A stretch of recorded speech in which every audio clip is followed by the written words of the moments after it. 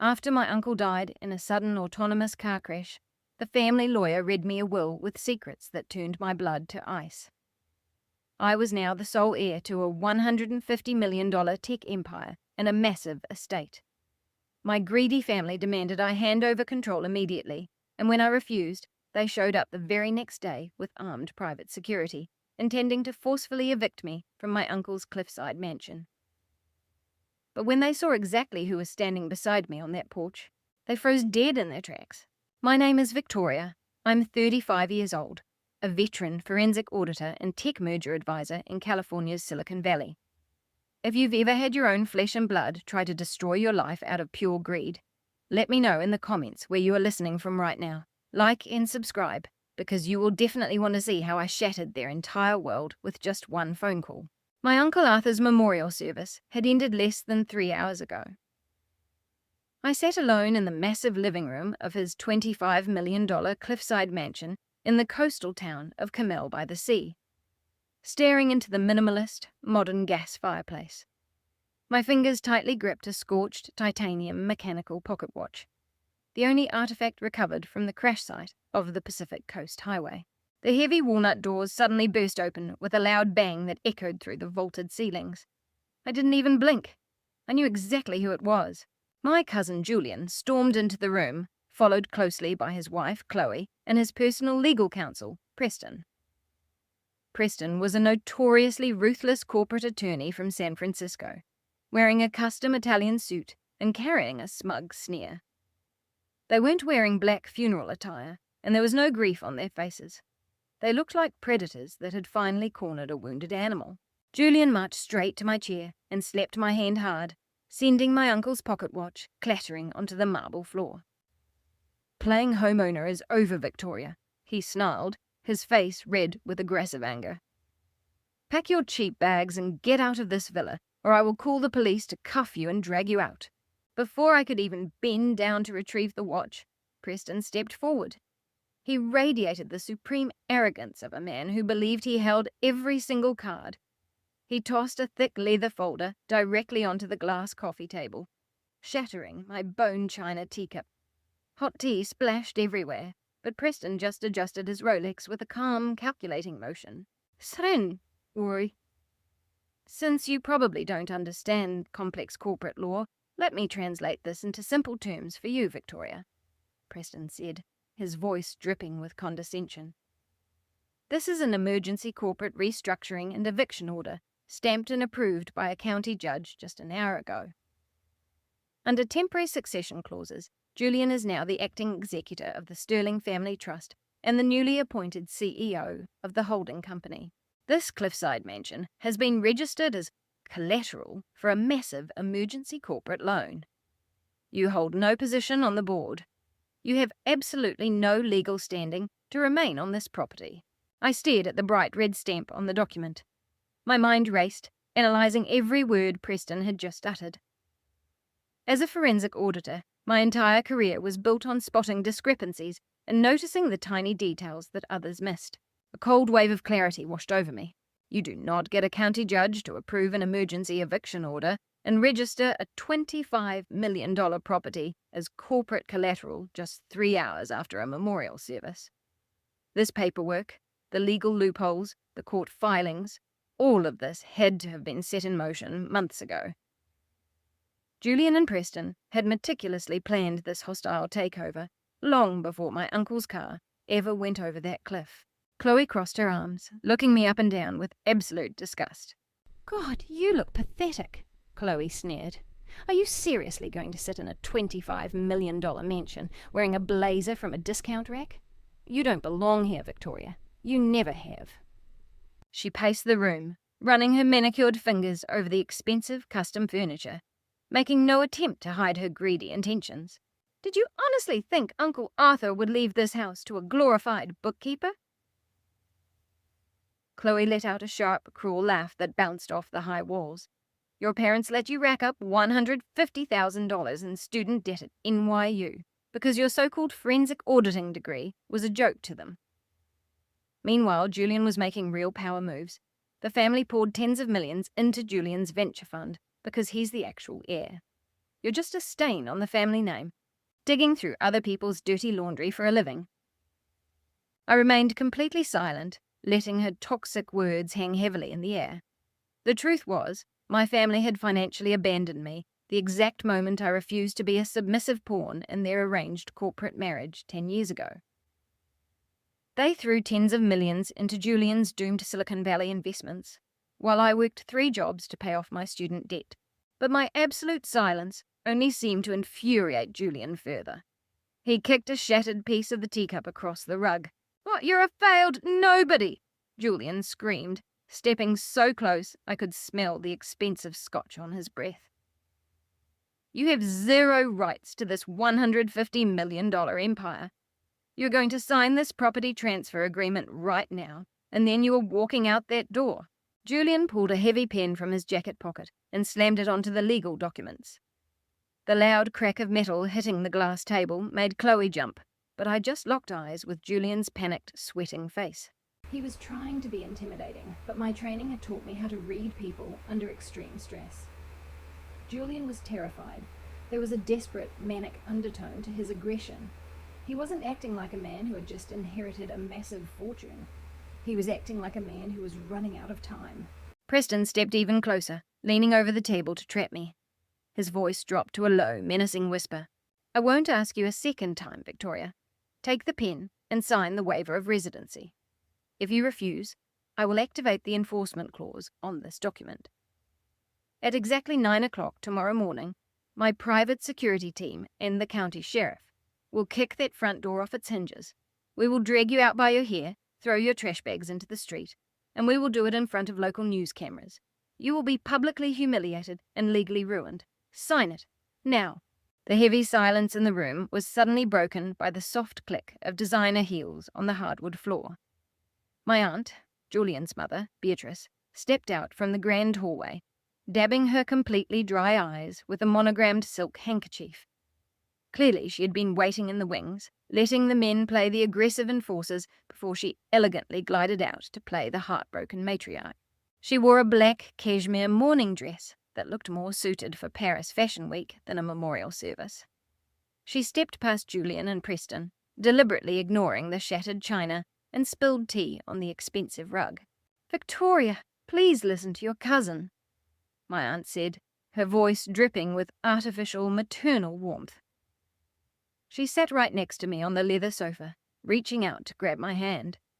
Her fingers were cold and stiff, acting like a vice grip disguised as an embrace. "You've always been so stubborn, but this isn't the time for your rebellion. Julian is facing a terrible liquidity crunch in Silicon Valley. The tech market has been brutal, and his portfolio took a massive hit. If we don't liquidate this property immediately, the sterling name faces total financial ruin. We will lose the country club, the luxury cars, our entire lifestyle. Be a good girl, Victoria. Sacrifice for the family just this once, so your cousin can survive." At tall time, I looked down at her perfectly manicured hand squeezing mine.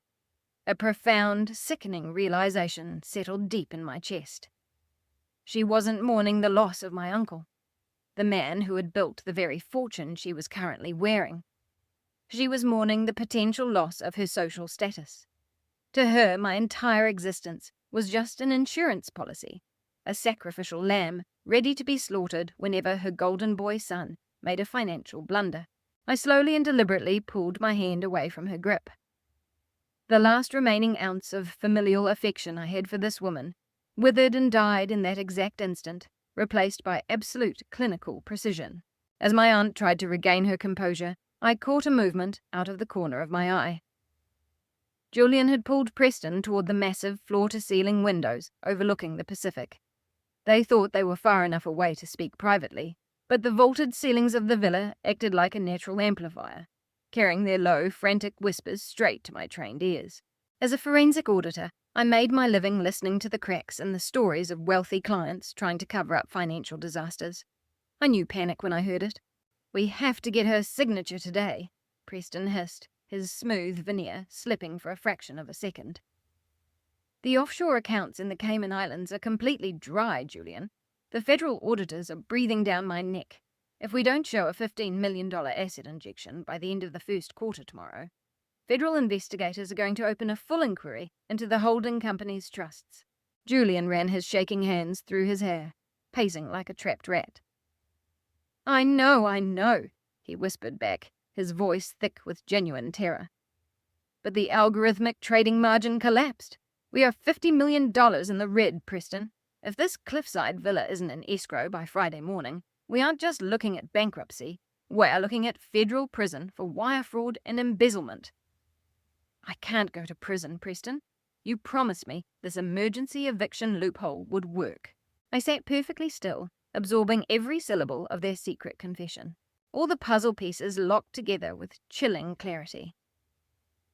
This was never about a temporary corporate loan or family infighting. Julian and Preston had been systematically embezzling tens of millions of dollars from the family trust. They had drained the offshore accounts, leaving a massive black hole in the company's finances, and the feds were closing in. My uncle's beloved cliffside mansion was their final desperate lifeline. They needed to steal my home to cover up their federal felonies. Victoria, are you even listening to me? My aunt snapped, her voice losing its fake sweetness. Stop being so selfish. Sign the papers so we can move past this tragedy. I stood up slowly, looming over my aunt. I didn't scream. I didn't cry. I didn't give them the satisfaction of seeing an emotional breakdown. Instead, I reached down and picked up the heavy legal document Preston had slammed onto the table. The emergency eviction order, complete with its bright red county court stamp, felt heavy in my hands. Julian and Preston stopped whispering and turned around, expecting to see my final submission. Preston crossed his arms, his smug sneer returning to his face. Smart girl, Preston said, stepping forward to hand me the pen. You finally realize you have nowhere left to run. I looked at Preston, then at Julian, and finally at my aunt. Pivoting on my heel, I walked straight to the massive gas fireplace and casually tossed the legally stamped emergency eviction order directly into the roaring flames. The paper caught fire instantly, curling and turning black as the bright orange flames consumed it. The room fell into an absolute stunned silence. No one moved. No one breathed. The only sound was the crackle of the paper burning away, turning their fraudulent illegal trap into worthless grey ash. Are you insane? Julian exploded, the veins in his neck bulging as he lunged forward. He looked ready to physically assault me, but Preston caught his arm and held him back. You stupid, arrogant loser, Chloe screamed, her voice piercing the high ceilings. Do you have any idea what you just did? You just signed your own death warrant, Victoria, Preston growled, his eyes turning dark with absolute fury. You think burning a piece of paper stops me? I have digital backups. I have the county sheriff on speed dial. At 9 o'clock tomorrow morning, you will be ripped out of this house by men with weapons. I will make sure they drag you through the mud. I will destroy your career, your reputation, and your life. I kept my back to the fire, facing the 4 people who shared my blood but carried zero loyalty toward me. I felt no fear. I only felt the cold calm of a predator watching its prey willingly step into a trap. I'm not going anywhere, I said, my voice dangerously quiet and perfectly steady. This house belongs to me. If I were you, I'd stop worrying about kicking me out and start worrying about what's going to happen to you when the sun comes up tomorrow. I walked past them without looking back, heading straight for the grand glass staircase, leaving them in the center of the living room, paralyzed by their own rising panic. I could hear Julian kicking another piece of furniture downstairs and Chloe shouting at my aunt to do something. Their chaotic, violent energy meant nothing to me now. They had declared war, but they had absolutely no idea who they were actually fighting. They thought I was just a bookkeeper. They had no idea I was the only person alive who knew the biometric combination to the vault hidden deep inside my uncle's wine cellar. And they certainly didn't know what kind of weapons he had left behind for me to use against them. I stood at the top of the glass staircase, hidden in the shadows of the second-floor landing. Below, I heard the heavy front door slam shut, followed by the aggressive screech of tires as Preston tore down the gravel driveway in his luxury SUV. They were gone for now, but I knew exactly what they were planning. They believed I was currently crying into my pillow upstairs, paralyzed by the threat of an armed eviction. They truly believed they had successfully terrified the weak family outsider into submission. They were dead wrong. I waited until the grandfather clock in the hallway struck 1 a.m. The massive mansion was dead silent, save for the roaring echo of the Pacific waves crashing against the cliffs outside. I changed out of my morning dress and into a black turtleneck and trousers. It was time to go to work. Avoiding the main living areas, I headed straight for the basement stairs. My Uncle Arthur was a man of sophisticated taste and massive secrets. He had built a subterranean wine cellar to house thousands of rare vintages, but its true purpose was entirely different. I walked past rows of expensive Bordeaux, reaching the damp stone brickwork of the back wall. There was a specific mahogany wine rack holding Pinot Noir from the year my grandparents were married. I reached back and pulled the third bottle from the left. There was a soft mechanical click. The entire heavy wooden rack unlocked, allowing me to swing it open like a vault door. Behind the wine rack was a flush steel panel embedded directly into the concrete foundation. There was no keypad, no combination dial. It was a highly classified biometric safe, equipped with a high-resolution retinal scanner and a fingerprint reader. Uncle Arthur had installed this 3 years ago. He never recorded my aunt's prints. He never registered Julian or Chloe. Out of the entire Sterling bloodline, he trusted exactly one person because I was the only one who had never asked him for a dime. I leaned forward, aligning my right eye with the scanner while pressing my thumb onto the glowing glass plate. The machine whirred, scanning my biometrics with a sharp red laser. A mechanical female voice chimed softly, confirming my identity. The heavy steel door popped open with a hiss of pressurized air. Inside there was no cash, no gold bars, no flashy jewelry. My uncle knew that true power didn't lie in tangible wealth. It lay in information. Sitting quietly on the cold steel shelf was a thick black leather dossier and a military-grade, encrypted external hard drive. On the front of the leather folder, 2 words were embossed in gold lettering. Project Reset. I grabbed the drive and the folder, closed the safe, and hurried upstairs to my uncle's private study. I locked the heavy oak door behind me and booted up my laptop. My hands were perfectly steady. The emotional weight of the memorial and the betrayal of my family had completely evaporated, replaced by the sharp, analytical mind of a senior forensic auditor. I plugged the encrypted drive into my computer. A password prompt popped up on the screen. I didn't have to guess. I typed in the serial number of the antique pocket watch Julian had so arrogantly knocked out of my hand earlier that day. The encryption snapped open, revealing dozens of highly organized folders. I opened the first folder labeled Internal Audit.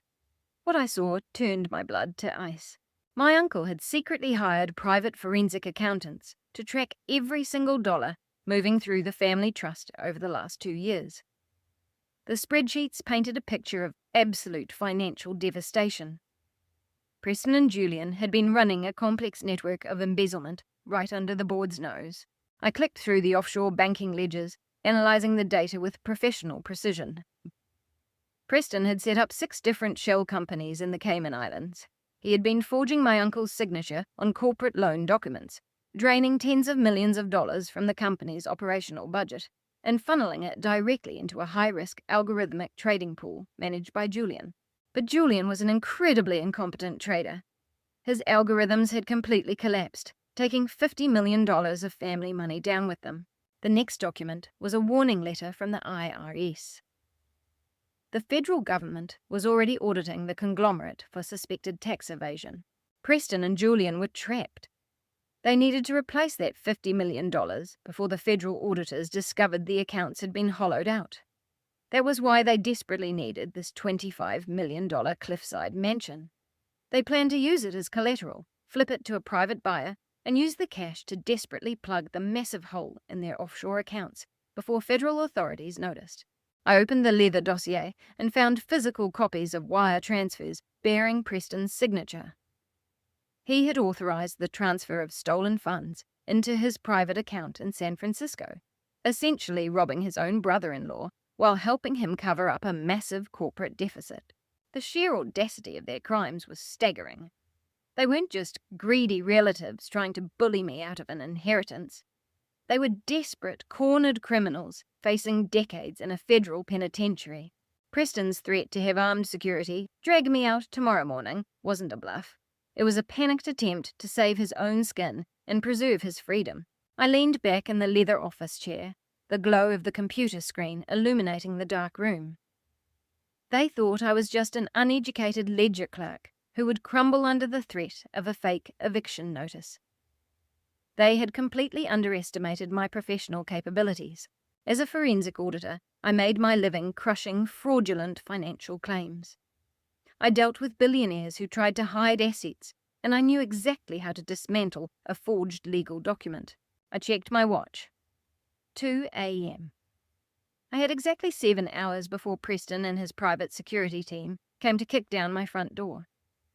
That was plenty of time to set a trap they could never escape. I reached into the leather dossier and pulled out a thick cardstock envelope.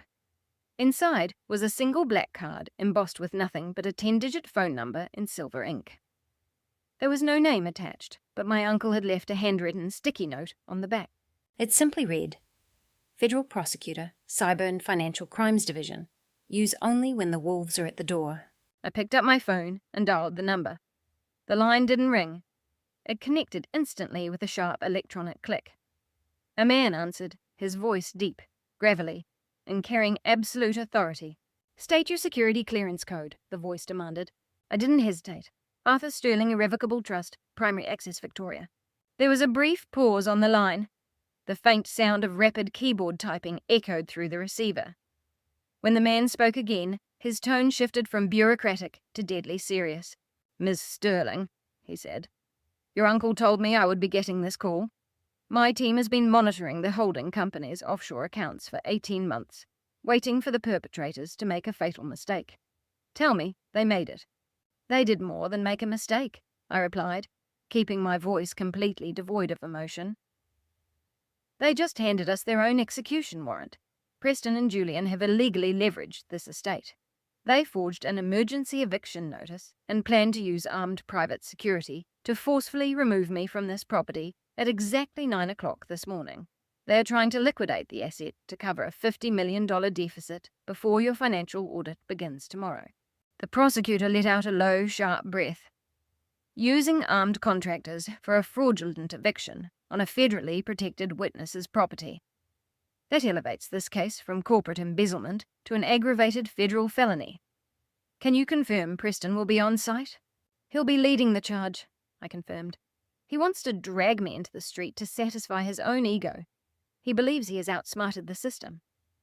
The prosecutor let out a short chuckle, but there was absolutely zero humour in it. I will have a specialised tactical squad deployed to your location by 8:45, he stated. We will remain hidden until they cross the property line and initiate the illegal eviction. The trap must close the moment they actively commit the felony. See you in a few hours, Mrs. Sterling. The line went dead. I set my phone down on the mahogany desk, feeling a profound sense of finality. The financial trap was fully armed and ready to detonate. I turned my attention back to the laptop screen, intending to safely eject the encrypted drive. But as I moved the cursor, my eyes caught one final folder at the very bottom of the directory. It was labelled System Override. The blood in my veins instantly turned to ice. That was the exact name of the underlying system architecture of the prototype autonomous vehicle my uncle was riding in when he crashed. The very car that had gone over a cliff on Highway 1 just days ago, killing him instantly. For the first time that night, my hands shook. I double-clicked the folder. I expected to find maintenance logs or travel schedules. Instead, a high-resolution scan appeared on the screen. It was a wire transfer confirmation from an untraceable banking institution in the Cayman Islands. I leaned closer to the monitor, my eyes scanning the heavily redacted financial codes. The sender was listed as Apex Holdings, LLC.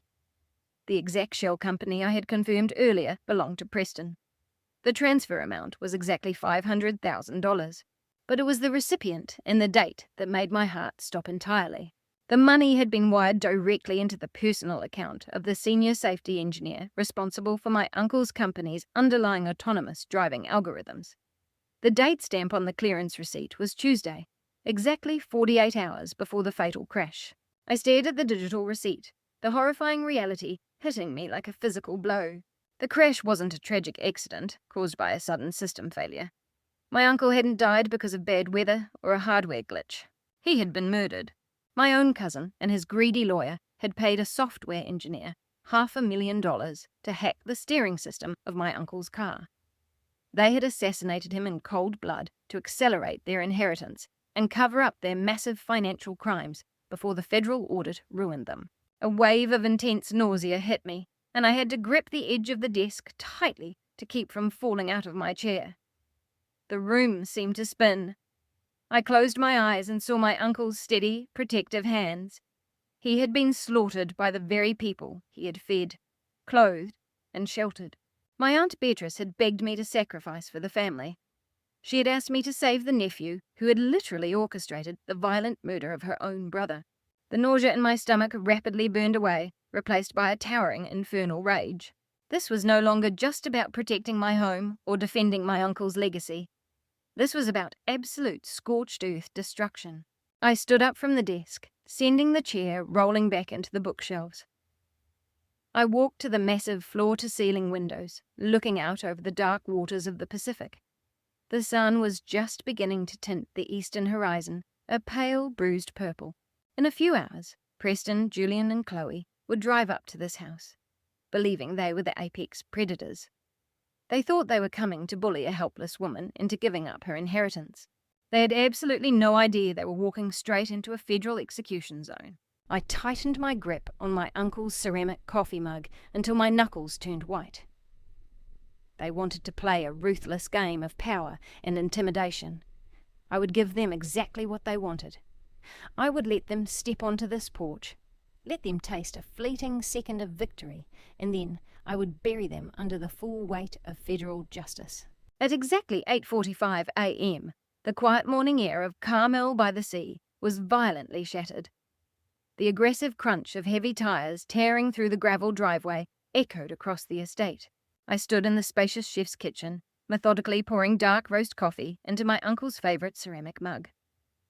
I was dressed in a razor-sharp, charcoal-grey professional suit, the exact armour I wore when I dismantled fraudulent tech moguls in Silicon Valley boardrooms.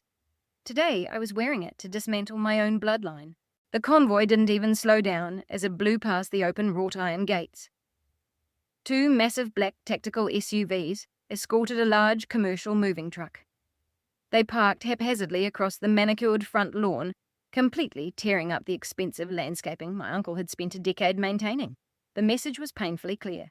They believed they owned this place now, and they were going to do whatever they wanted, regardless of the wreckage they left behind. Preston stepped out of the lead SUV first, adjusting his designer tie and carrying his leather briefcase like a weapon. Julian followed closely behind, his face flushed with a manic, hysterical energy. The look of a man who believed he had just escaped a $50 million federal guillotine. Chloe climbed out of the passenger side, holding an expensive iced coffee and typing rapidly on her phone, likely updating her social media followers on her newly acquired, unobstructed Ocean View estate. Finally, my Aunt Beatrice stepped out of the second vehicle. She wore oversized designer sunglasses and a fur-trimmed coat, looking every bit the victorious matriarch arriving to claim a stolen throne. The rear doors of the SUV swung open, and 4 burly men stepped onto the gravel. They were private security contractors dressed in tactical gear, wearing heavy boots and carrying holstered weapons. Preston hadn't hired ordinary movers to pack up my things. He had hired mercenaries to ensure I was physically humiliated and forcefully removed from the property. He wanted to break me entirely. Julian pointed a shaking, sweaty finger at the heavy walnut front door of the villa. "Go in there and drag her out!" Julian roared at the lead security guard, his voice cracking with unhinged aggression. "I don't care if she's crying or screaming. If she lock the doors, kick the hinges off, throw her cheap luggage into the mud and toss her into the street. If she resists, you have my full authority to use physical force to subdue her." Preston walked up beside Julian, clapping him on the shoulder with a sickeningly smug grin. "Relax, Julian," Preston said smoothly, pulling the forged county eviction notice from his briefcase and waving it in the crisp morning air. "We are doing this completely by the book. Her 24 hours are up. She is now officially a hostile trespasser on corporate property. The local sheriff is already handling the paperwork downtown. This house is ours, and her little rebellion is over." Chloe laughed loudly, snapping a picture of the moving truck parked on the ruined lawn. "Make sure they completely sanitize the guest rooms before I move my things in," Chloe sneered, her voice loud enough to carry. "I don't want to catch whatever loser disease Victoria's carrying." Beatrice just sighed dramatically, adjusting her sunglasses against the bright morning sun. "Did you? Just hurry up and get it over with, boys," Beatrice ordered the guards, waving a perfectly manicured hand with impatience. "I have an interior designer coming at noon to remodel the dining room, and I don't want Victoria's dramatic crying ruining my aesthetic vision. Let's get the trash cleared out so we can celebrate your new promotion, son." I watched the entire pathetic display through the tinted glass windows of the foyer. My heart rate was a steady 60 beats per minute. I felt absolutely no fear. I only felt the cold, clinical precision of a surgeon holding a scalpel over a terminal tumor. They thought they had won. They thought they were the apex predators. They had absolutely no idea that hidden within the dense Monterey pines surrounding the property, 24 heavily armed federal tactical agents were currently tracking their every move. They didn't know that a federal sniper already had a red dot centered on Julian's chest from a concealed vantage point across the property line. The trap was perfectly set, and they were walking with arrogant smiles straight into the center of it. The 4-armed contractors marched up the stone steps of the porch, their heavy boots making an intimidating thud against the wood. The lead guard reached out a massive hand, preparing to grab the brass handle of the front door. Before his fingers could even graze the metal, I turned the deadbolt and pulled the heavy walnut door open from the inside. I stepped out onto the wide, wrap-around porch, the crisp morning wind catching the edges of my charcoal grey suit. I didn't look afraid. I didn't look like a defeated squatter begging for mercy. I lifted my uncle's ceramic mug to my lips, taking a slow, calculated sip of black coffee. The steam swirled in the cold air as I looked down at the men from the elevation of the porch. The lead security contractor froze, his hand still suspended in mid-air. He was used to dealing with panicked, crying tenants who had nowhere left to go. He was completely unprepared to face a woman who looked down at him with the absolute authority of someone who held every single card. Down on the gravel driveway, Chloe's cruel laughter died in her throat. Julian's manic grin faltered for a fraction of a second. Preston tightened his grip on his briefcase, his eyes narrowing as he tried to comprehend why I wasn't panicking. "Time's up, Victoria!" Preston shouted, breaking the heavy silence that had suddenly fallen over the estate. His voice boomed across the lawn, desperately trying to reassert his dominance over the situation. "I told you I wasn't playing games. You missed the 9 o'clock deadline. You're now illegally trespassing on Sterling Group property." "Grab her," Preston ordered the guards, pointing a finger at me. "Handcuff her if she resists." I took another slow sip of my coffee, locking my gaze directly onto Preston's eyes. I didn't raise my voice, but the icy, absolute certainty in my tone cut through the morning air like a razor. "I strongly suggest your hired thugs take a step back, Preston," I said down to him, setting my mug aside. "Because if these men take one more step onto this porch, they will be committing a federal felony. And unlike your forged county eviction notice, the people waiting in those woods are the ones who actually have the authority to pull the trigger." Preston threw his head back and let out a sharp, condescending laugh. "A federal felony?" he scoffed, shaking his head. "Have you completely lost your mind, Victoria? You're a desperate squatter, making up stories about invisible snipers in the woods to save yourself." He turned to the lead security contractor, his face twisting with absolute disdain. "Ignore her delusional threats. Grab her by the arms and drag her off this property right now. I'm paying you to do a job." Julian stepped forward, his expensive loafers kicking violently against the gravel. "You're a pathetic joke, Victoria," Julian screamed, his voice echoing off the misty cliffs. "You think you can bluff us with fake cops? There's nobody in those woods. Break the door open and throw her into the street." The massive lead guard grunted, taking a heavy step onto the top tier of the porch, reaching out with a heavily gloved hand to grab my shoulder. He never touched me. The heavy walnut door behind me was thrown completely open. Out from the shadows of the grand foyer stepped a tall, broad-shouldered man wearing a reinforced dark tactical vest. Across his chest, printed in bold, bright yellow letters, were the words, U.S. Marshal. A gleaming silver federal star hung prominently from his belt.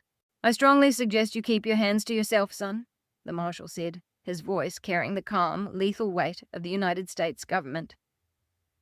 "Unless you want to spend the next 20 years in a federal penitentiary for assaulting a protected witness." As the exact words left his mouth, the woods surrounding the property seemed to come alive. From behind ancient pines, from the edges of the private scenic overlook, and from the blind spots of the wrap-around porch, a dozen heavily armed tactical agents stepped into the morning sun. They moved with absolute military precision, raising their matte black rifles and locking into stance. 2 distinct bright red laser dots appeared directly in the centre of Julian's chest. Another red dot centered itself precisely right above Preston's designer silk tie. The terrifying reality of the situation hit the driveway like an avalanche. The private security contractors weren't fools. They were thugs paid to intimidate unarmed civilians, not to engage in a firefight with federal agents. The lead guard looked at the marshal, looked at the red laser sights, and immediately dropped his tactical baton onto the wooden porch. He raised his hands high above his head, stepping backward down the stairs. The other 3 guards followed suit instantly, dropping their gear and dropping to their knees on the gravel, showing their empty palms to the tactical squad. The smug sneer melted off Preston's face, replaced by a sickening pale terror. Chloe dropped her expensive iced coffee. The cup shattered on the driveway, splashing brown liquid all over her designer shoes. But she didn't even blink. She was staring at the tactical agents with pure, unadulterated horror. Beatrice grabbed Julian's arm, her perfectly manicured nails digging deep into his suit jacket. Julian's mouth hung wide open, his manic energy completely evaporating into suffocating panic. Preston was a cornered rat, but he was still a lawyer. He tried to rely on his usual weapon of loud intimidation to regain control. Wait a minute," Preston stuttered, his voice shaking as he waved the fraudulent county documents in the air. "There's a massive misunderstanding here, officer. I'm a licensed attorney. This is my client's legal property. I have an emergency court eviction order signed by a county judge. This woman is a hostile trespasser. You don't have the jurisdiction to interfere in a civil county eviction." The U.S. Marshal stepped forward, standing shoulder to shoulder with me on the porch. He didn't even glance at the paper Preston was frantically waving. He looked down at Preston with absolute disgust. "I don't care about your fabricated county documents, lawyer," the marshal stated. "You are currently trespassing on federal ground." I took one more slow sip of my coffee, letting the bitter warmth hit my throat, before I delivered the final legal death blow. "Your emergency eviction notice is completely invalid, Preston," I announced, raising my voice so it carried across the entire lawn. "You tried to leverage this estate as collateral for the corporate trust, but you overlooked one critical detail. My Uncle Arthur was 10 times smarter than you. He never placed this $25 million villa into the corporate portfolio. He placed it into a blind, irrevocable trust, one that completely bypasses the board of directors and names me as the sole legal beneficiary. Ownership of this estate was completely and permanently transferred to my name 48 hours ago." Julian shook his head violently, his eyes darting frantically between the glowing red laser dots on his chest and my face. No, Julian shouted, his voice cracking. "That's a lie. The offshore accounts need this house. You can't own it, Victoria. You're just an auditor." "She is the sole legal owner of this estate," the U.S. Marshal confirmed, his hand resting casually on his holster.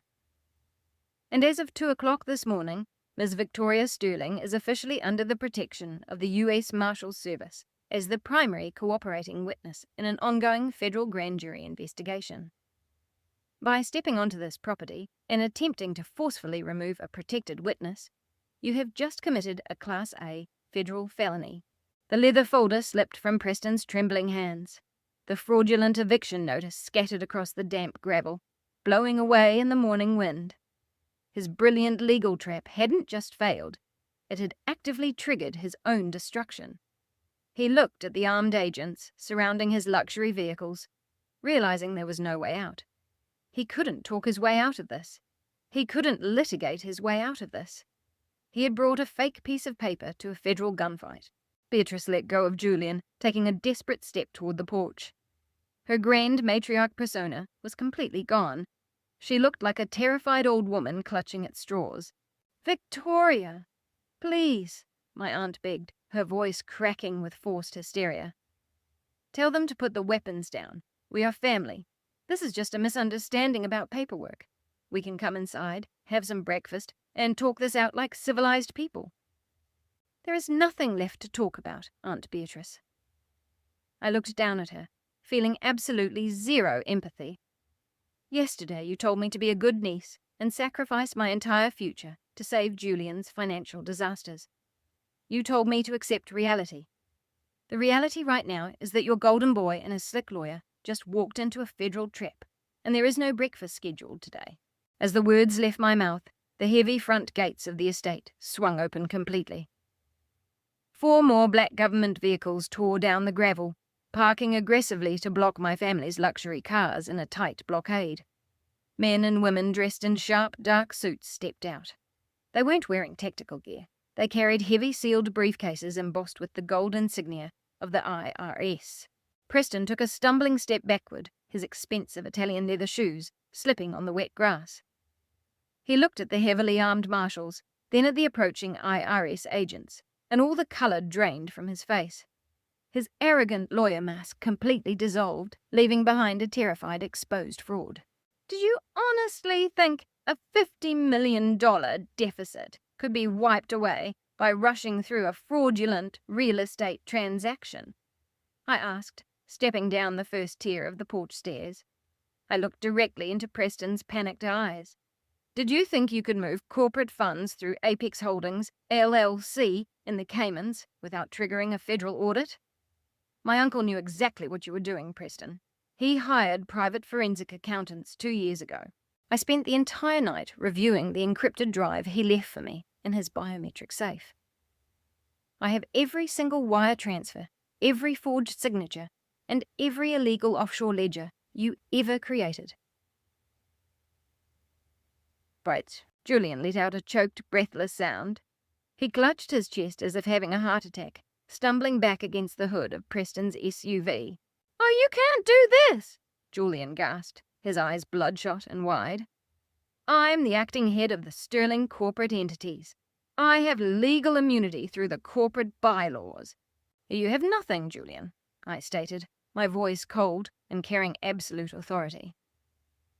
As of 6 o'clock this morning, the federal government executed a full asset seizure under the RICO Act.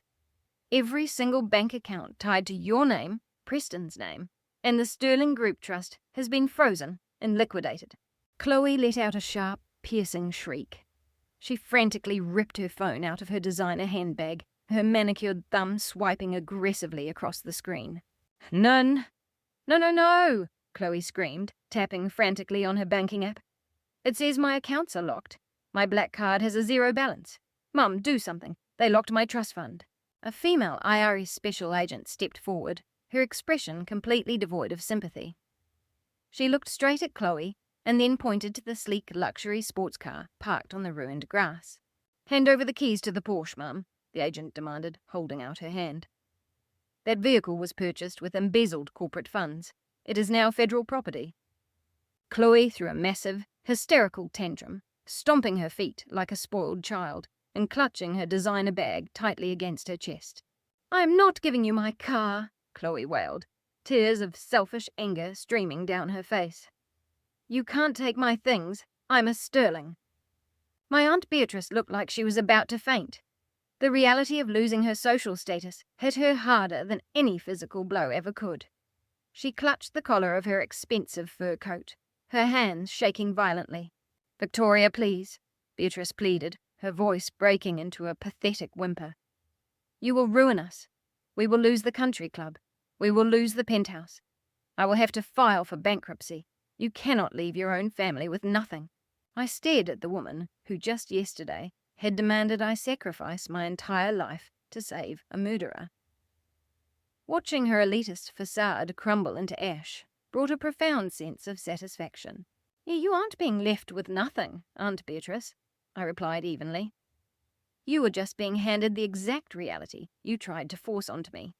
You chose to protect a thief over your own niece. Now you get to pay his debts." But the financial devastation was just the appetizer.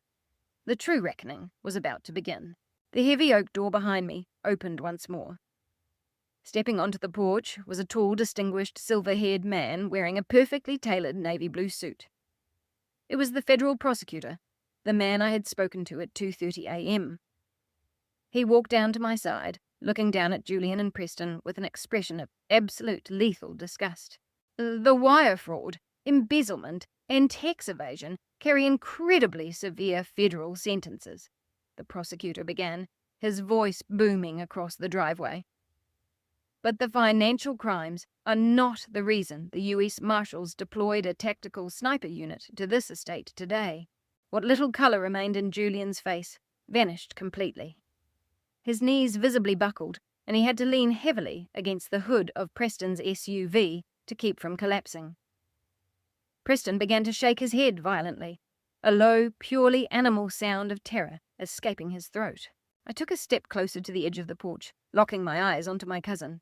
"System override," I said, letting the words drop like heavy stones into the crisp morning air. Julian let out a horrifying strangled sob from the back of his throat. He slid down the side of the car, collapsing onto his knees in the wet gravel, clutching his stomach as if he had been physically gutted.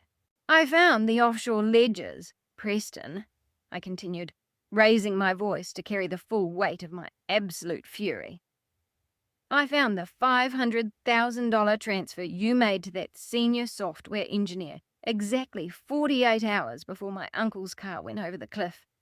You didn't just steal from this family. You didn't just bankrupt the company. You murdered him in cold blood to cover up your pathetic financial failures." Chloe stopped screaming about her car.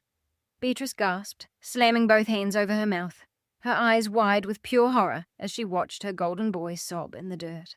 "Julian Sterling, Preston Vance," the federal prosecutor announced, pulling a thick stack of warrants from his jacket. "You are both officially under arrest for conspiracy to commit first-degree murder, interstate fraud, and federal racketeering. You will be held in federal custody without bail." The US Marshal gave a sharp tactical nod, and the armed agents moved in instantly. There was no polite reading of rights. They grabbed Preston by the shoulders, slamming him face first onto the side of his own luxury SUV. The heavy metal click of steel handcuffs ratcheting shut echoed across the driveway as Preston began to weep uncontrollably, blubbering incoherently about making a deal and turning on Julian. Another agent grabbed Julian by the collar of his expensive suit jacket, hauling him off the gravel, twisting his arms behind his back, and locking the heavy cuffs around his wrists. Julian screamed for his mother, crying like a terrified child, begging her to save him. But Beatrice couldn't save him. She was backing away from her own son, staring at him as if he were a monster, her entire world completely and permanently obliterated. I stood on the porch of the magnificent estate my uncle had built, watching the federal agents drag the two murderers toward the waiting government vehicles. The absolute weight of justice had come down upon them, crushing their arrogance, their greed, and their lives into nothingness. I took one last slow sip of my coffee, feeling the warmth spread through my chest. The predators had been caged, and the Sterling Empire was finally safe. The heavy dust kicked up by the departing federal vehicles slowly settled over the gravel driveway. The black tactical SUVs carrying Julian and Preston disappeared down the winding mountain road, taking the murderers away to a maximum security federal holding facility. They would never see the outside of a prison cell again. The remaining IRS agents finished slapping bright yellow asset seizure tags onto Chloe's Porsche and the two luxury SUVs. A female agent handed my aunt a separate laminated document outlining the total freeze on her personal and corporate accounts before turning on her heel and driving away. The deep, absolute silence of Carmel by the Sea returned. The only sound left was the gentle crash of the ocean waves against the rocks at the base of the cliff. I stood on the wraparound porch, setting down my uncle's ceramic coffee mug. Down on the ruined lawn, Aunt Beatrice and Chloe were completely stranded. They had arrived with an army of armed mercenaries, expecting to throw me into the street. Now they stood in the damp morning chill, stripped of their wealth, their transportation, and their arrogant delusions. I watched my aunt carefully. For a full minute, she stared down the empty driveway where her golden son had just been dragged away for orchestrating the murder of her own brother. I expected her to collapse into genuine, devastating grief. I expected her to mourn. Instead, I watched a chilling transformation take place in her posture. The mask of the aristocratic matriarch was broken, but her parasitic survival instinct took over instantly. Beatrice wiped her tearless eyes with her silk handkerchief and slowly turned to face me. She forced her facial muscles to contort into a trembling, pathetic mask of maternal love. She took a tentative step toward the wooden porch stairs, reaching her hands out as if reaching for a long-lost child. The U.S. Marshal, standing a few feet away, immediately stepped forward to block her path, his hand resting on his belt. I raised my hand, signaling for the Marshal to stand down. I wanted to hear exactly what she had to say. "Victoria, my sweet, beautiful girl," Beatrice began, her voice trembling with calculated sorrow. She let out a dramatic sob, pressing a hand to her chest.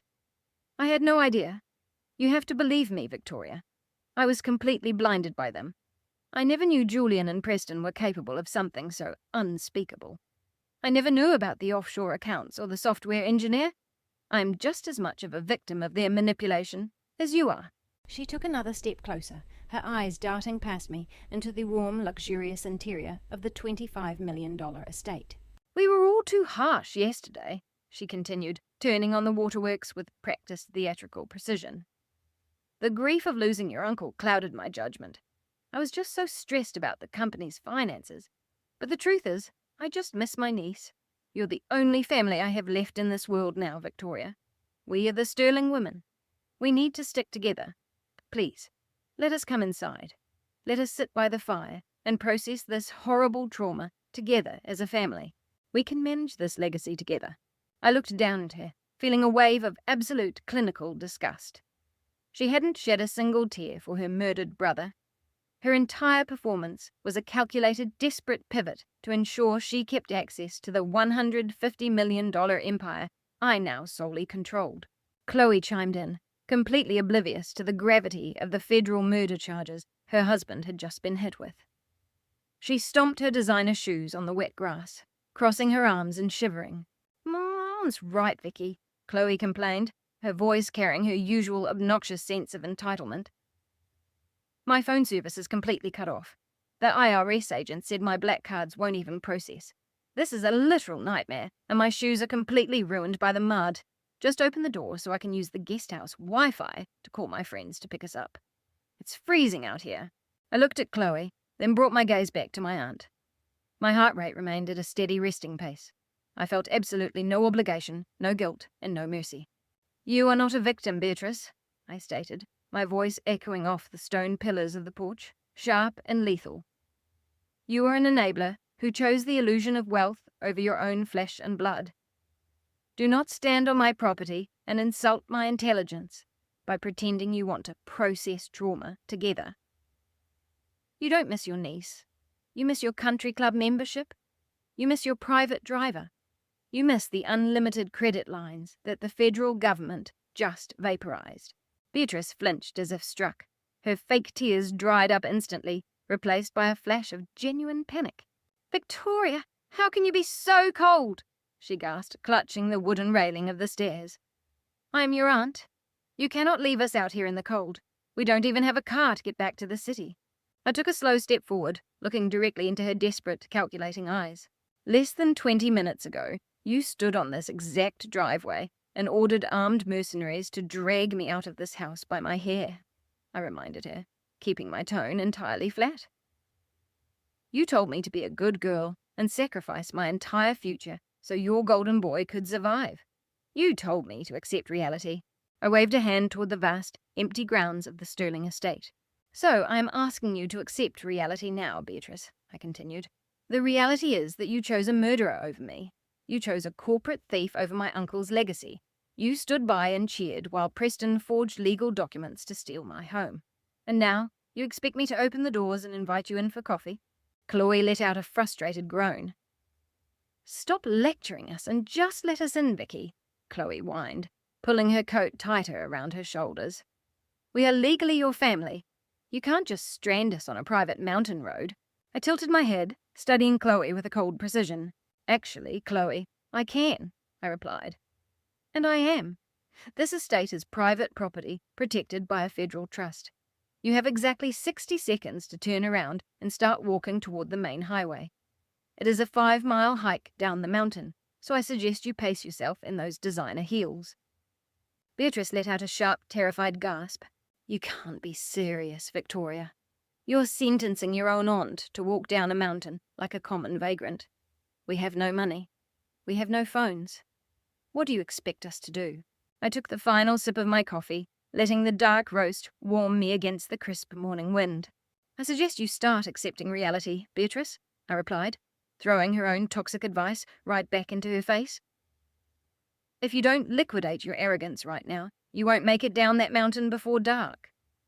I turned my back on them, walking toward the heavy walnut doors of the villa.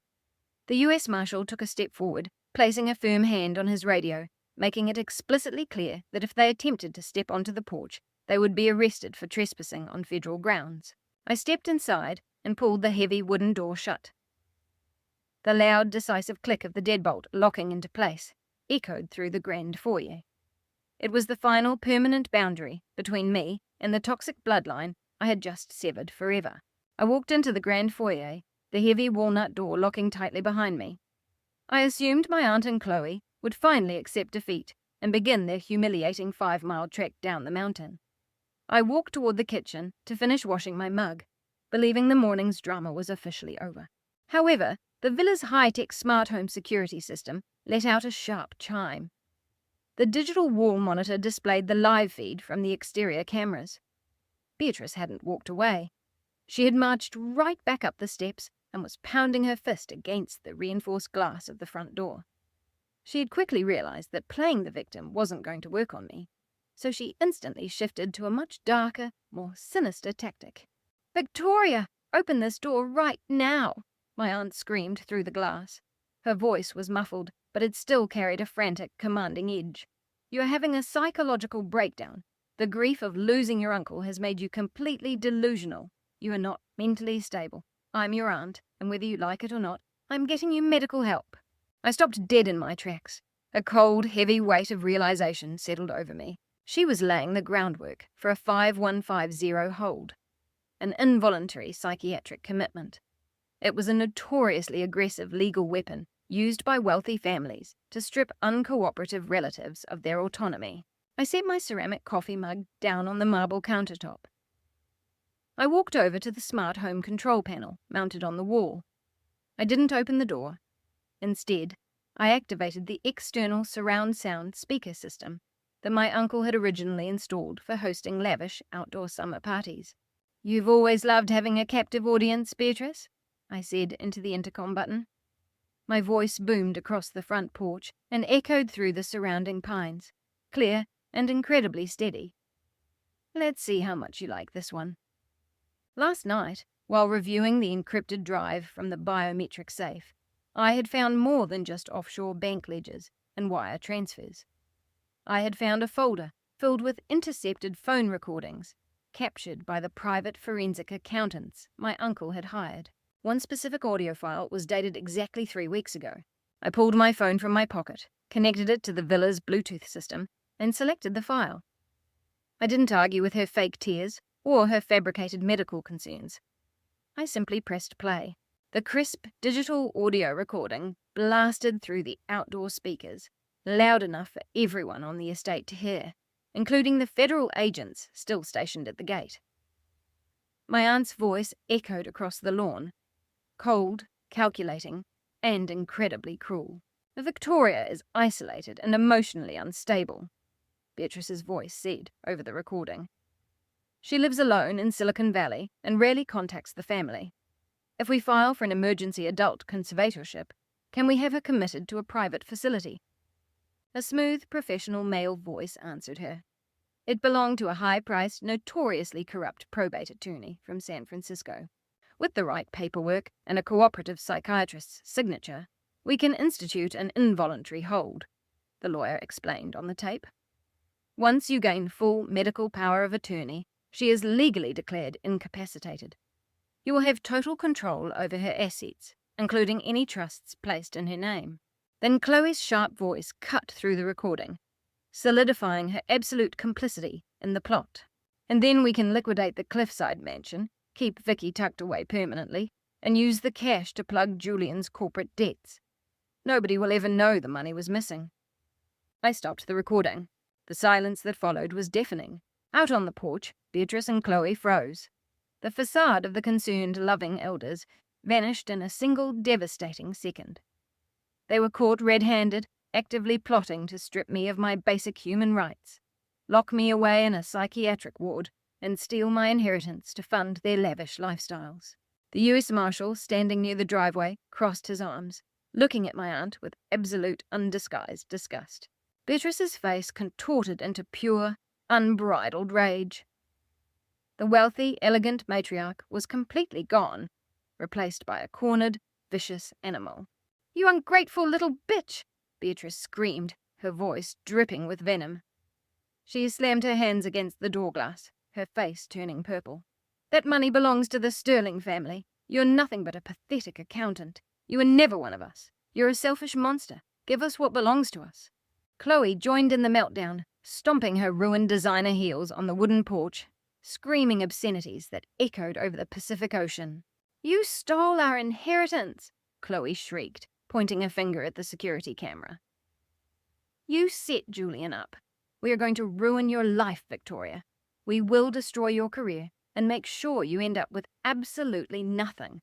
I watched their violent, hysterical unraveling through the security monitors. They looked incredibly small. Stripped of their money, their power, and their leverage, they had nothing left but empty threats and childish tantrums. I walked to the front door and unlocked the deadbolt. I cracked the heavy walnut door open just a few inches, keeping the thick steel security chain firmly locked in place. Beatrice lunged forward, desperately trying to shove her hand through the gap, but she was instantly stopped by the heavy metal chain. I looked at her terrified, furious face and smiled.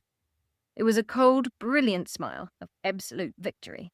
Medical fraud and conspiracy to unlawfully imprison a sane adult for financial gain.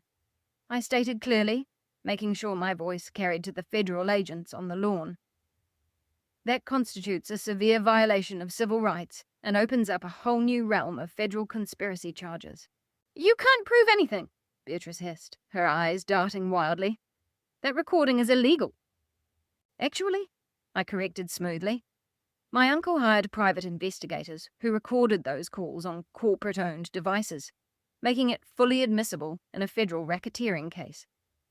I emailed that specific audio file to the federal prosecutor 10 minutes ago. They are currently adding conservatorship fraud to your growing list of indictments." Beatrice opened her mouth to scream another insult, but no sound came out.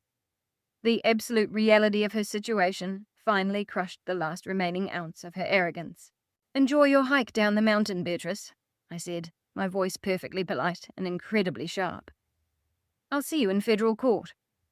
I pushed her hand away, closed the heavy walnut door, and locked the deadbolt one last time. Turning my back on their fading screams, I walked away from the foyer and stepped into the quiet, peaceful warmth of my new home. 72 hours later, I left the quiet sanctuary of the cliffside mansion and stepped directly into the cutthroat arena of Silicon Valley and San Francisco's elite social circles, with Julian and Preston now sitting in federal holding cells awaiting their bail hearings. My uncle's massive empire was finally free from their parasitic control. As a veteran forensic auditor and tech asset advisor, I knew exactly how to fortify a trust. It was time to aggressively liquidate the hidden physical assets my uncle had tucked away over decades. I arranged a highly confidential meeting at the Pacific Union Club in San Francisco's financial district, an incredibly exclusive private club where billionaires closed deals behind thick mahogany doors. The dining room smelled of aged leather and expensive bourbon. I sat across from Christopher Pierce, the chief appraiser of digital infrastructure and tangible luxury assets for one of the world's top auction houses. Dressed in a flawless ivory silk suit, I radiated absolute authority. Christopher adjusted his reading glasses, meticulously reviewing the authentication dossiers I provided. My Uncle Arthur was a master of stealth wealth. While auditing his encrypted drive, I had discovered the deed to an abandoned, bankrupt server farm in the Nevada desert. When I drove out there and breached a sealed false wall, I found far more than an empty warehouse. I uncovered and undeclared perfectly preserved Bitcoin mine and hardware time capsule, wrapped under heavy protective tarps and mounted on an off-grid cooling system, were thousands of pristine, first-generation mining rigs, alongside cold wallet hardware loaded with early, untransferred crypto assets. "Sir, this is extraordinary," Christopher said, his voice laced with genuine awe as his hands moved over the pristine provenance documents. "The chain of custody is flawless, Victoria. Finding a cache like this in this condition is a once-in-a-generation miracle. This isn't just hardware. This is the early history of cryptocurrency. I can confidently guarantee that at our next international auction, this portfolio will conservatively bring in upwards of $15 million. "Excellent," I replied, taking a slow sip of my sparkling water. "I want them transferred to your secure vaults by midnight. We will bypass the reserve price, and My sentence went unfinished. The brass-handled doors to the private dining room were violently thrown open, hitting the wood-panelled walls with a loud, aggressive crash. The quiet, refined ambiance of the club was shattered instantly. My Aunt Beatrice and Chloe stormed into the room, looking completely unhinged. Their usual polished veneer had been entirely replaced by a frantic, desperate mania. They had somehow survived their humiliating trek down the mountain 3 days ago, but the reality of their frozen bank accounts had clearly pushed them to the brink. Following closely behind them was a nervous, sweating man in a cheap, wrinkled suit, clutching a thick manila envelope. "Victoria, my poor, sick baby," Beatrice announced, projecting her voice at maximum volume to ensure the wealthy patrons in the adjacent lounge heard every single word. She dramatically slapped a hand to her forehead, overplaying the role of a heartbroken mother. "Please stop this madness. You are not in your right mind." Chloe stepped forward, pulling out her smartphone and aiming the camera directly at me. "We're doing this for your own good, Vicky," Chloe added, her voice dripping with fake sympathy. "You need serious psychiatric care. You locked your own family out of your house, and now out of pure mania, you're liquidating precious family assets." The nervous man in the cheap suit stepped up to the mahogany table, completely ignoring the multi-million-dollar authentication files scattered across the surface. He slammed the thick manila envelope right next to my crystal water glass. "Victoria Sterling, you have been formally served," he said rapidly, before taking a giant step backward as if he expected me to physically attack him. I didn't even blink. I didn't raise my voice. I gave Beatrice absolutely zero satisfaction. I calmly picked up the envelope, broke the seal, and pulled out the legal documents inside. It was exactly the play I expected them to try. A petition for an involuntary conservatorship. A civil continuation of their failed psychiatric hold attempt. Signed at the bottom was the exact same notorious San Francisco probate attorney whose voice I had captured in my audio trap. They were legally declaring me a danger to myself, attempting to seize full medical and financial power of attorney to strip away my inheritance. I slowly placed the paperwork back on the table. Smoothing the sleeve of my ivory suit, I looked directly at the auctioneer. "My deepest apologies for this unruly audience, Christopher," I said, my voice perfectly level and dripping with elegant composure. "Wealth tends to breed a very specific, desperate drama when the funds run dry. Please ignore them." Christopher blinked, clearly stunned by my ironclad composure. He gave a slow nod, leaning back in his leather chair to watch the drama unfold with clinical fascination.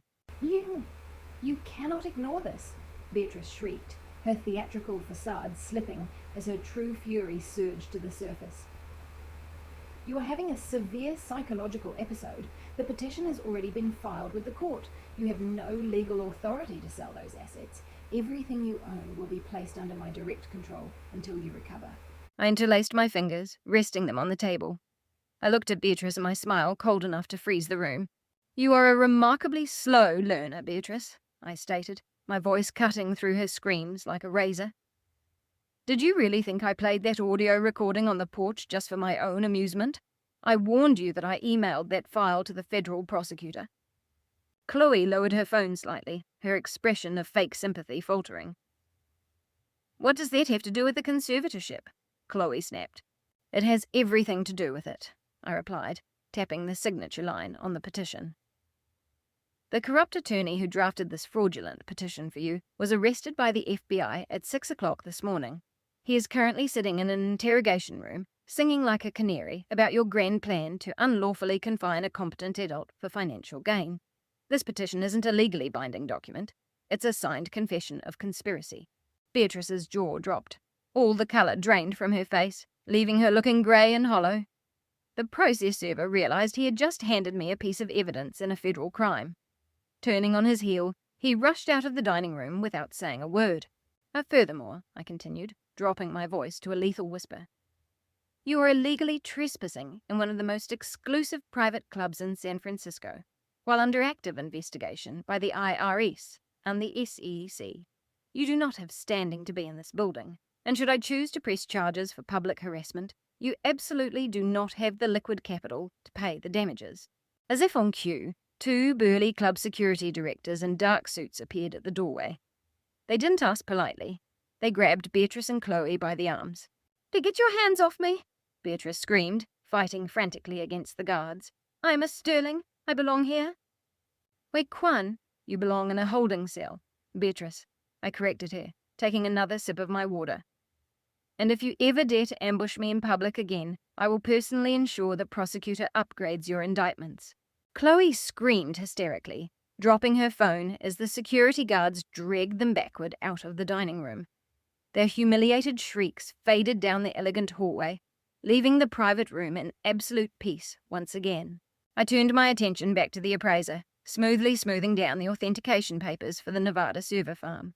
"Now, as I was saying, Christopher," I continued, completely undisturbed, "we will bypass the reserve price and list the core hardware portfolio during prime evening slots. Do we have a deal?" Christopher reached across the table, and we shook hands on the agreement. The early crypto time capsule was officially headed to the auction block, and the remaining capital of the Sterling Empire was secure. But as I walked out of the Pacific Union Club, leaving the fallout of Beatrice's humiliated exit behind me, I knew the war wasn't completely over. Beatrice was a desperate, cornered animal. Even with her corrupt probate lawyer sitting in a federal cell, she would inevitably try to find another broken attorney or file press motions to challenge my mental capacity. I needed to ensure that any future attempt to declare me legally incompetent was dead on arrival before it ever reached a courtroom. I signaled my driver and headed straight deeper into the financial district.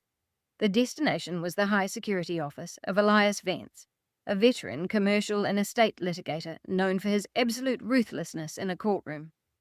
I had retained him the moment I realized the depth of Julian and Preston's financial crimes.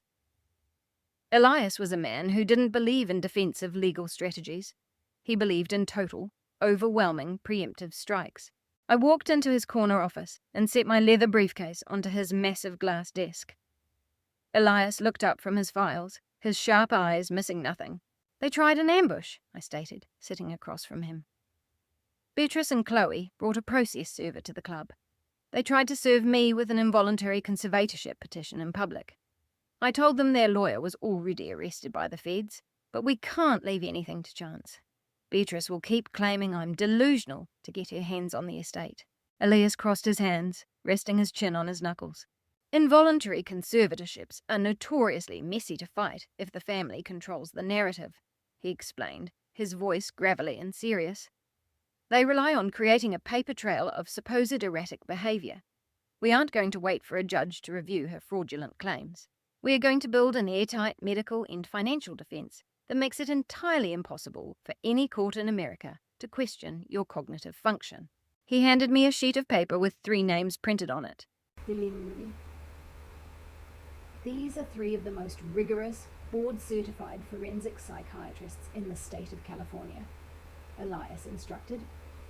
Over the next 48 hours, you are going to voluntarily submit to 3 independent psychological evaluations. We are going to preemptively crush their claim of mental instability before this court procedure is even scheduled. I didn't hesitate. For the next 2 days, I sat in sterile clinical offices, enduring hours of intensive psychological profiling. I underwent extensive cognitive assessments, behavioural history reviews, and complex logic puzzles designed to detect the slightest hint of mania or cognitive decline. I answered every question with the surgical, cold precision of a senior risk architect. I detailed my business operations, my management of the $150 million trust, and my exact legal strategy for handling my family's hostile takeover attempt. The results were unanimous and utterly devastating to my aunt's fabricated narrative. All three top psychiatrists signed affidavits backed by extensive documentation, confirming that I was not only in flawless mental health, but possessed a highly functional, deeply analytical mind. One doctor even noted specifically in his official report that my emotional regulation under extreme familial duress was significantly superior to the average adult population. I was officially bulletproof. The following afternoon, I returned to Elias's office, dropping the 3 sealed medical affidavits onto his desk. He nodded in satisfaction, checking the signatures before pulling out a thick ledger of bank statements. "The medical defense is secure," Elias said, sliding a specific financial document toward me. "Now we destroy their financial leverage. I've been auditing the funding source you used to purchase that abandoned Sever farm in Nevada, the one where you uncovered the crypto assets." I looked down at the highlighted bank statements. The price to purchase that desolate, rusting property years ago had been exactly $200,000. I had made the investment purely on professional instinct after noticing a pending change in the local grid regulations for that county. "Your aunt has been claiming to anyone who will listen that you utilized embezzled family funds to make that purchase," Elias continued, tapping the ledger with a pen. "She intends to argue that the bankrupt farm and the millions in hardware inside belong to the holding company portfolio because you supposedly used corporate money to secure the deed." I let out a sharp, humorless laugh. "I never touched a single dime of corporate money," I replied, my voice thick with absolute disdain. "They cut me off financially the moment I refused to let them control my career path. I bought that farm using my own private capital." Elias smiled, a cold, predatory look that mirrored my own. "I know," he stated, pulling a second document from the file. "And I have the irrefutable banking proof to back it up. But during the audit, I uncovered something far more damaging to Beatrice." He slid a heavily redacted wire log across the glass desk. I studied the routing numbers and timestamps.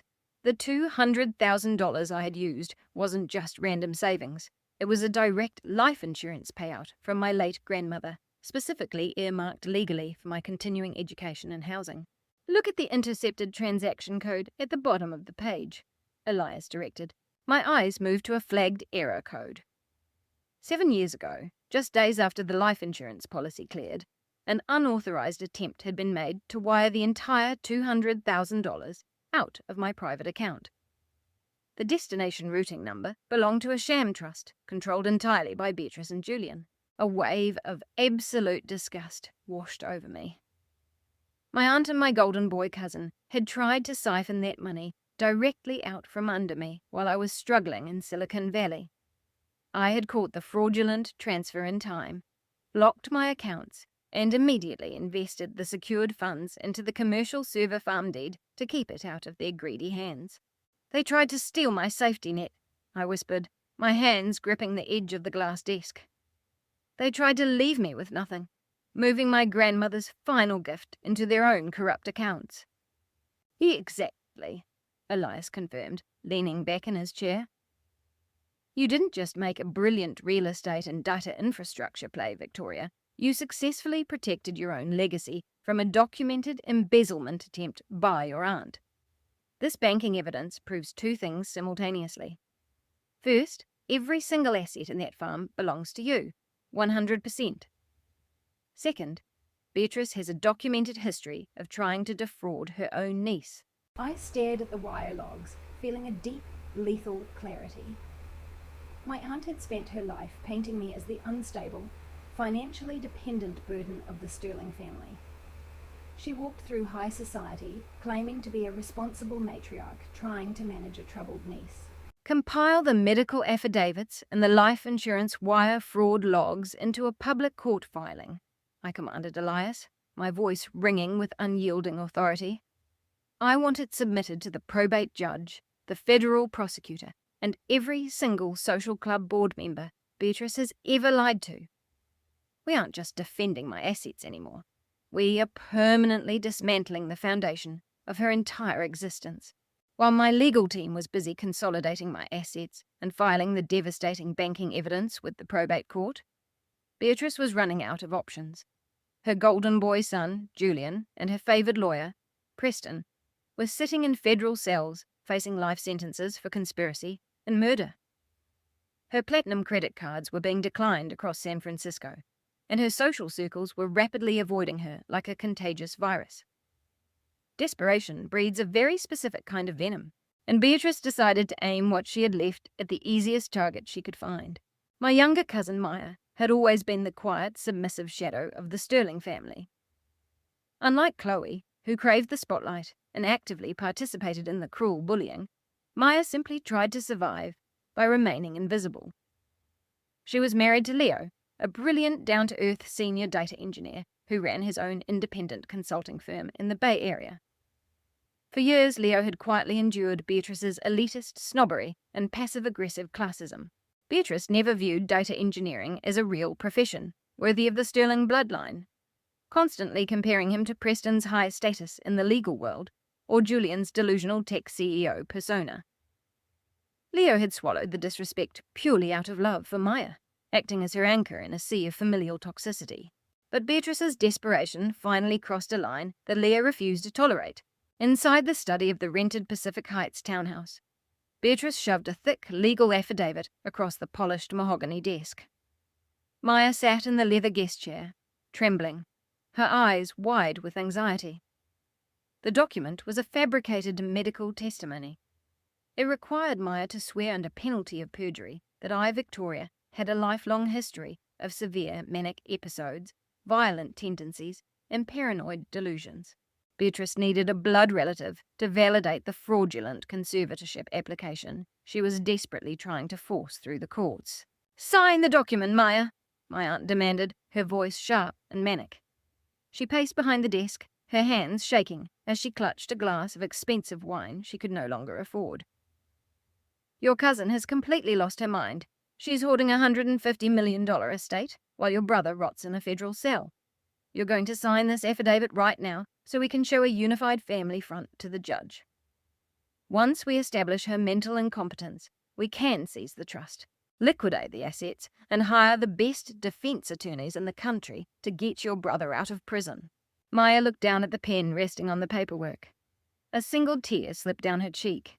"But Mom, this is a lie," Maya whispered, her voice shaking. "Victoria isn't crazy. She's never had a manic episode. And Julian did horrible things. I saw the news. I can't lie to a federal judge." Beatrice slammed her wineglass onto the desk, hard enough to nearly snap the stem.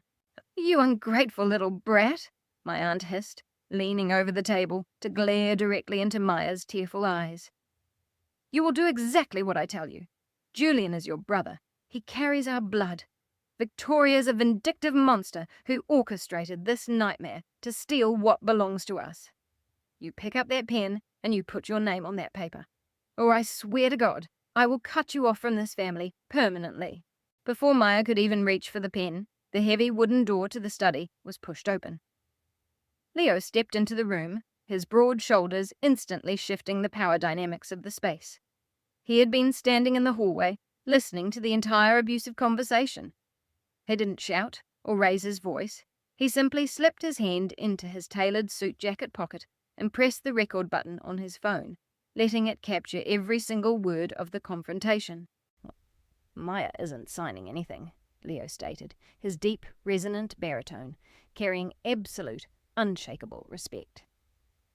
He walked straight to the desk and plucked the pen away from his wife's trembling hand. "You are asking her to commit perjury to cover up a murder conspiracy orchestrated by your son. This ends today, Beatrice." My aunt snapped her head around to face him, her eyes burning with unhinged fury. "Accuse Glad? Excuse me," she sneered, her aristocratic facade completely replaced by vicious entitlement. "This is a private family matter. You're just a husband. You have absolutely zero say in how the Sterling family handles its business. Step back and let my daughter fulfill her obligation." Leo didn't move an inch. He stood directly between Beatrice and Maya, placing a protective hand on his wife's shoulder. Your family business is currently being dismantled by the FBI and the SEC, he replied, his tone perfectly calm, yet devastatingly precise. You aren't protecting a legacy, Beatrice. You are sinking a ship, and you're trying to drag Maya down to the ocean floor with you. I won't allow it. Stand up, Maya. We're leaving.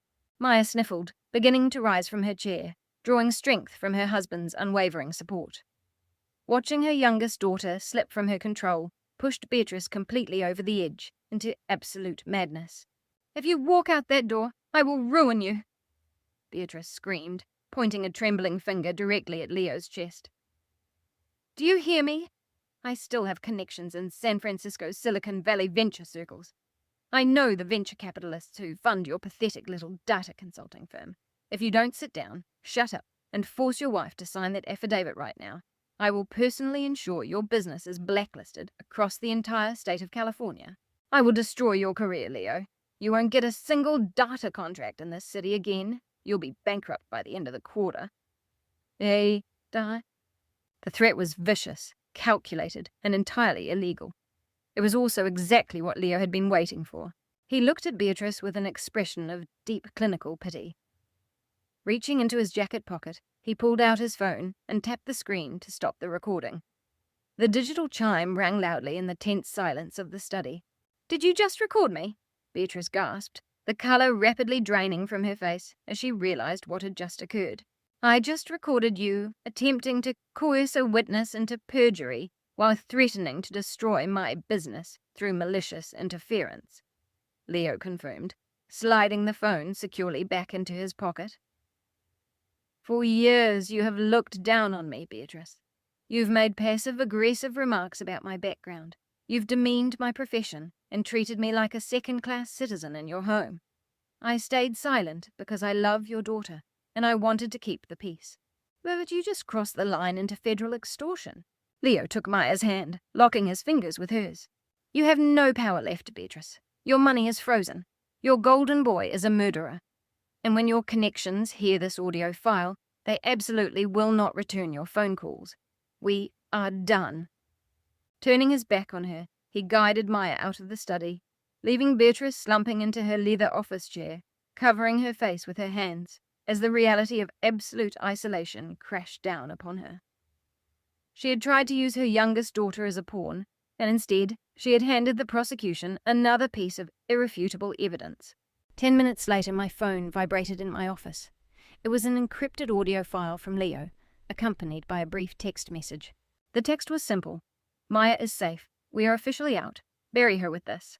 I pressed play on the audio file, listening to my aunt's unhinged threats of extortion and perjury. A cold, satisfied smile spread across my face. Beatrice had just driven the final nail into her own coffin. The digital chime at the end of the audio file echoed in the absolute silence of my home office. I stared at my phone, processing the massive weight of the gift Leo had just handed me. My aunt had just committed federal extortion on tape. Before I could even forward the file to my legal team, my phone vibrated with an encrypted message. It was Leo again, requesting an immediate face-to-face meeting. He made it clear that it had to be somewhere secure, free from any potential surveillance. I sent him the address to Elias's law office in the financial district. Less than an hour later, I sat in the familiar glass-walled conference room. Elias stood by the window, reviewing the audio file I had already forwarded to his secure servers. The heavy oak doors opened, and Leo walked in. He looked exhausted. The tight, confident posture he usually maintained was slightly slumped under the heavy toll of protecting his wife from her own toxic family. But his eyes were sharp and absolutely focused. I stood up and extended my hand. "Thank you, Leo," I said, with genuine respect. "You didn't just protect Maya today. You handed us the exact ammunition we need to permanently silence Beatrice." Leo shook my hand firmly, taking a seat across the glass table. "Maya was my line," he said, his baritone steady and absolute. "I've watched your aunt diminish you for years, Victoria. I stayed silent for my wife's sake, to keep the peace. but threatening my business and trying to force Maya into perjury is where it ends. I'm completely done playing the submissive Silicon Valley son-in-law." Elias took his seat at the head of the table, his hands laced over a clean legal notepad. "The extortion recording is flawless," Elias confirmed. "We will have it submitted to the federal prosecutor this afternoon. It proves Beatrice is actively attempting to manufacture medical testimony to illegally seize your assets. But I get the feeling you requested a secure location for more than just an audio file we already received." Leo nodded, reaching into the inside pocket of his tailored suit jacket. He pulled out a small black, encrypted flash drive and placed it precisely in the dead center of the glass table. "You're right," Leo said, leaning forward. "The audio proves Beatrice is desperate, but this drive proves why she's desperate. This isn't just about frozen corporate accounts or maintaining her Pacific Heights socialite lifestyle. There is a much darker deadline hanging over their heads." I frowned, staring at the small black drive. "What did you find, Leo?"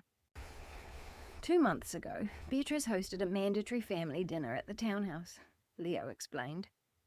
Julian was completely off that night. He was sweating, drinking heavily, and pacing the hallways. He made an excuse to go to the private study and locked the door.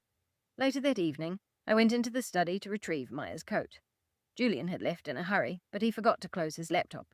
The screen was active, displaying a highly encrypted dark web messaging forum. As a data engineer, I'm trained to capture small details. I saw numbers and I saw threats. Before he came back, I pulled out my phone and took a photo of every single screen. Elias reached down, plugging the flash drive directly into his secure, air-gapped terminal. He executed a quick string of commands to scan the drive, before projecting the images onto the massive display monitor lining the conference room wall. The screen illuminated with dozens of high-definition photographs of Julian's private laptop. They weren't corporate ledgers or standard bank statements. They were offshore crypto wallets tied directly to a notorious underground gambling syndicate based out of Eastern Europe. I stared at the screen, my blood freezing completely. Julian hadn't just lost the family trust's $50 million in incompetent high-frequency trading. He had been trying to win it back through illicit, high-stakes cryptocurrency gambling networks. And he had failed catastrophically. "Look at the final ledger balance," Leo directed, pointing to a specific photograph showing a direct messaging thread.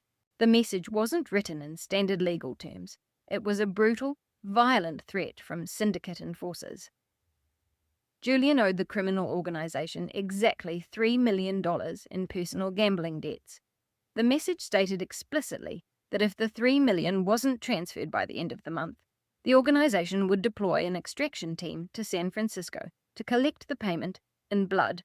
He owes a violent criminal syndicate $3 million, I whispered, the horrifying reality settling in. The corporate embezzlement was Preston's play to cover the trust deficit. But this was Julian's personal death sentence. Exactly, Leo confirmed, his expression grim. Beatrice knows about this debt. I overheard her screaming at Julian in the garage about it weeks ago. This conservatorship application isn't just about corporate greed, Victoria. It is a desperate, frantic ransom attempt. Beatrice knows Julian is currently sitting in a federal holding cell. The syndicate can easily reach him in prison. She needs clean, liquid, unmonitored cash to pay off the gang before they execute her golden son. She's trying to declare you mentally incompetent so she can liquidate your assets and use your money to buy her son's life. Elias let out a sharp breath, leaning back in his leather chair. "This changes the entire legal landscape," Elias stated, his eyes narrowing into predatory calculation. Beatrice isn't operating out of financial protection. She's operating out of lethal desperation. A desperate, cornered beast breaks every rule in the book to survive. She won't stop at a fake medical affidavit. She will hire corrupt doctors, she will forge court filings, and she might even attempt to hire muscle to intimidate you.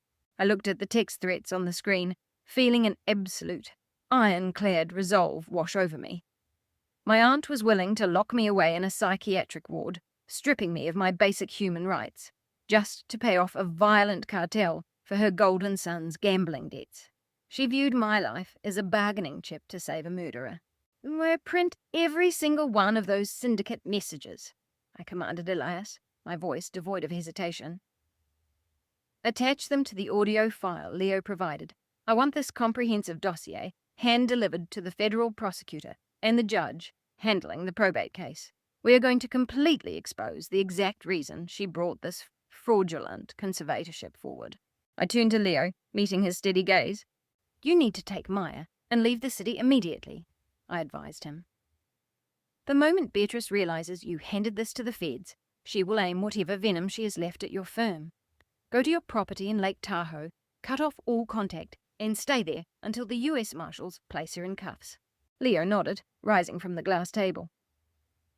"We leave tonight," he confirmed, buttoning his suit jacket. "Maya is finally ready to cut the tie completely. Stay sharp, Victoria. Beatrice truly has nothing left to lose now." I watched him walk out of the conference room, grateful for the secret ally who had just completely tilted the scales of power. Turning back to the glowing monitor, I looked at the violent threats against my cousin. My family had dug their own graves, and I was fully prepared to push them in. The courtroom doors closed with a dull thud, sealing us inside the sterile, windowless room of the California Superior Court's probate department in San Francisco. I sat at the defense table next to Elias, dressed in a flawless navy blue suit. My posture was absolute iron. I didn't fidget or adjust my cuffs.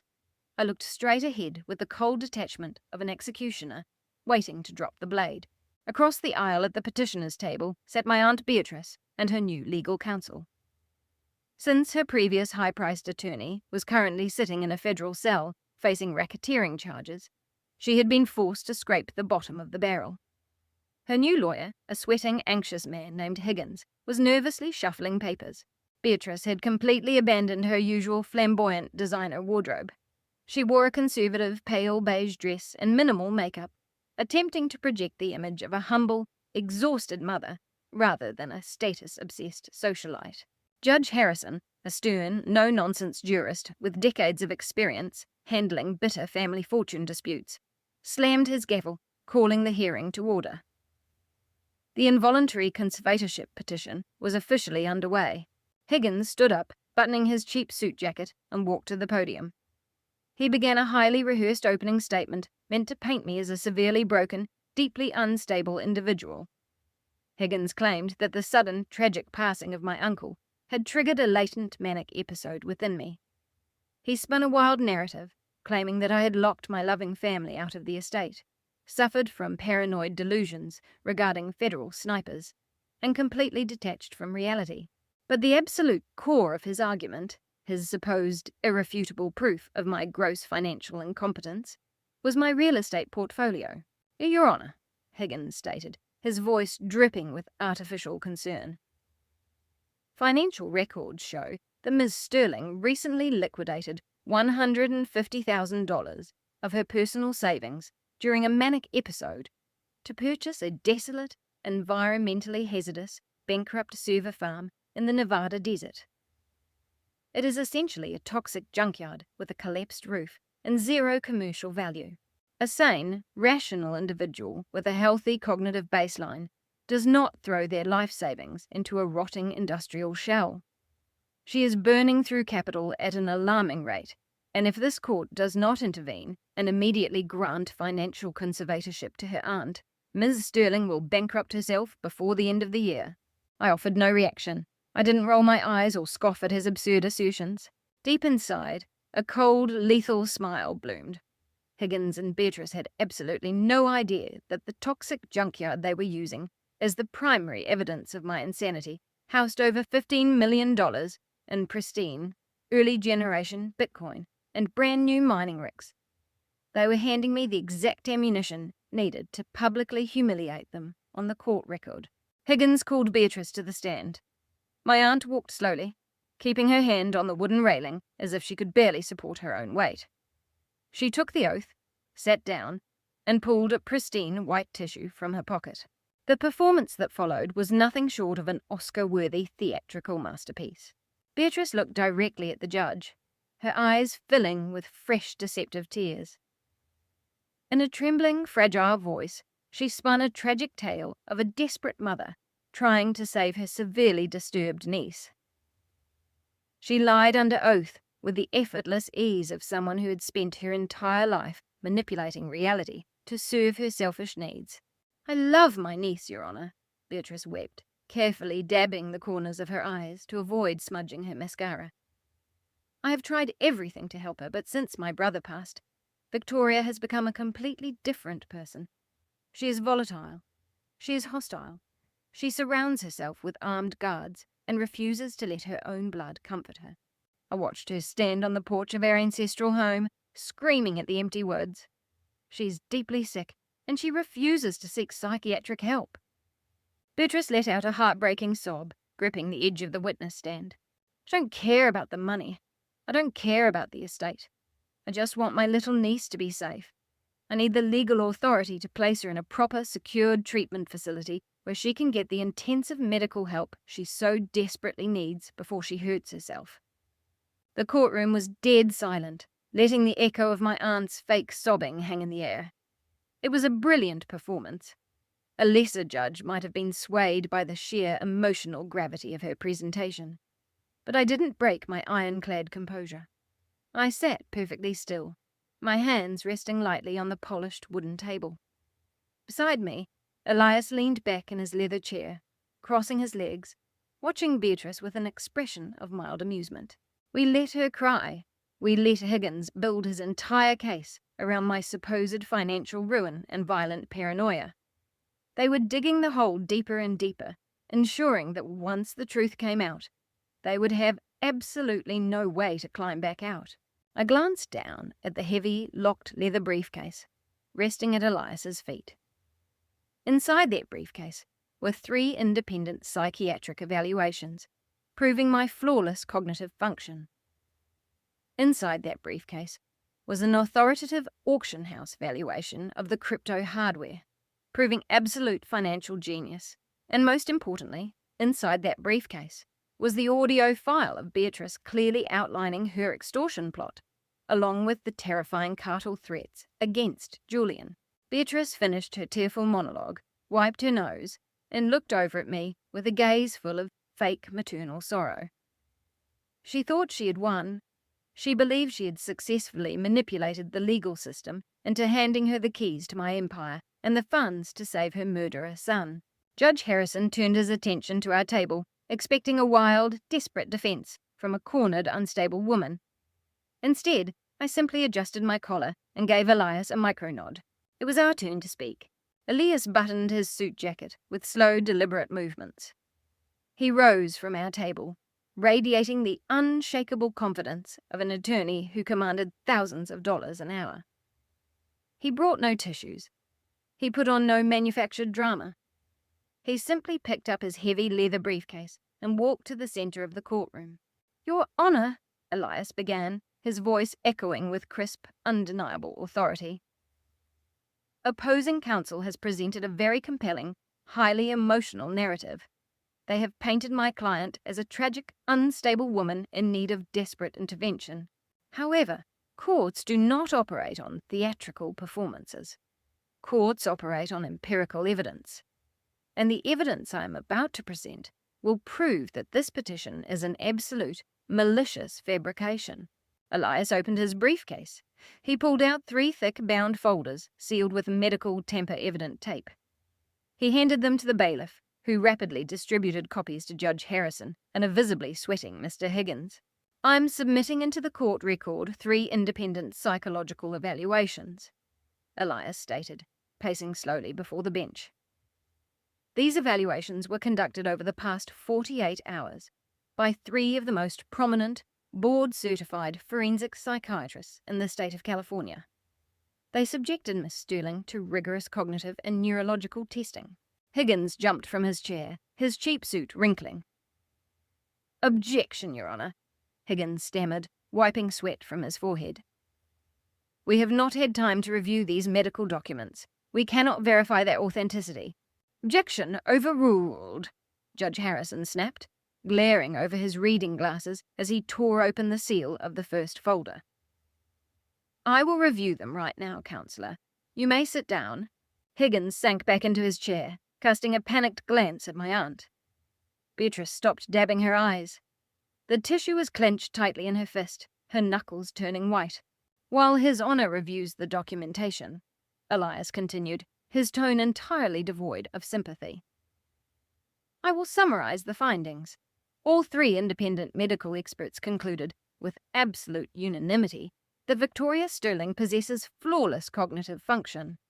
There is 0 evidence of mania, paranoia, or psychological detachment. In fact, Dr. Harris noted specifically in his affidavit that my client exhibits exceptional emotional regulation and analytical reasoning capabilities, far above the general adult population under extreme familial duress. The medical foundation of this conservatorship petition isn't just weak, Your Honour, it is entirely non-existent. Judge Harrison flipped through the pages rapidly, his eyes scanning the heavily documented medical clearances. The sympathetic expression he held during my aunt's tearful monologue vanished completely. His face hardened into a mask of judicial scrutiny.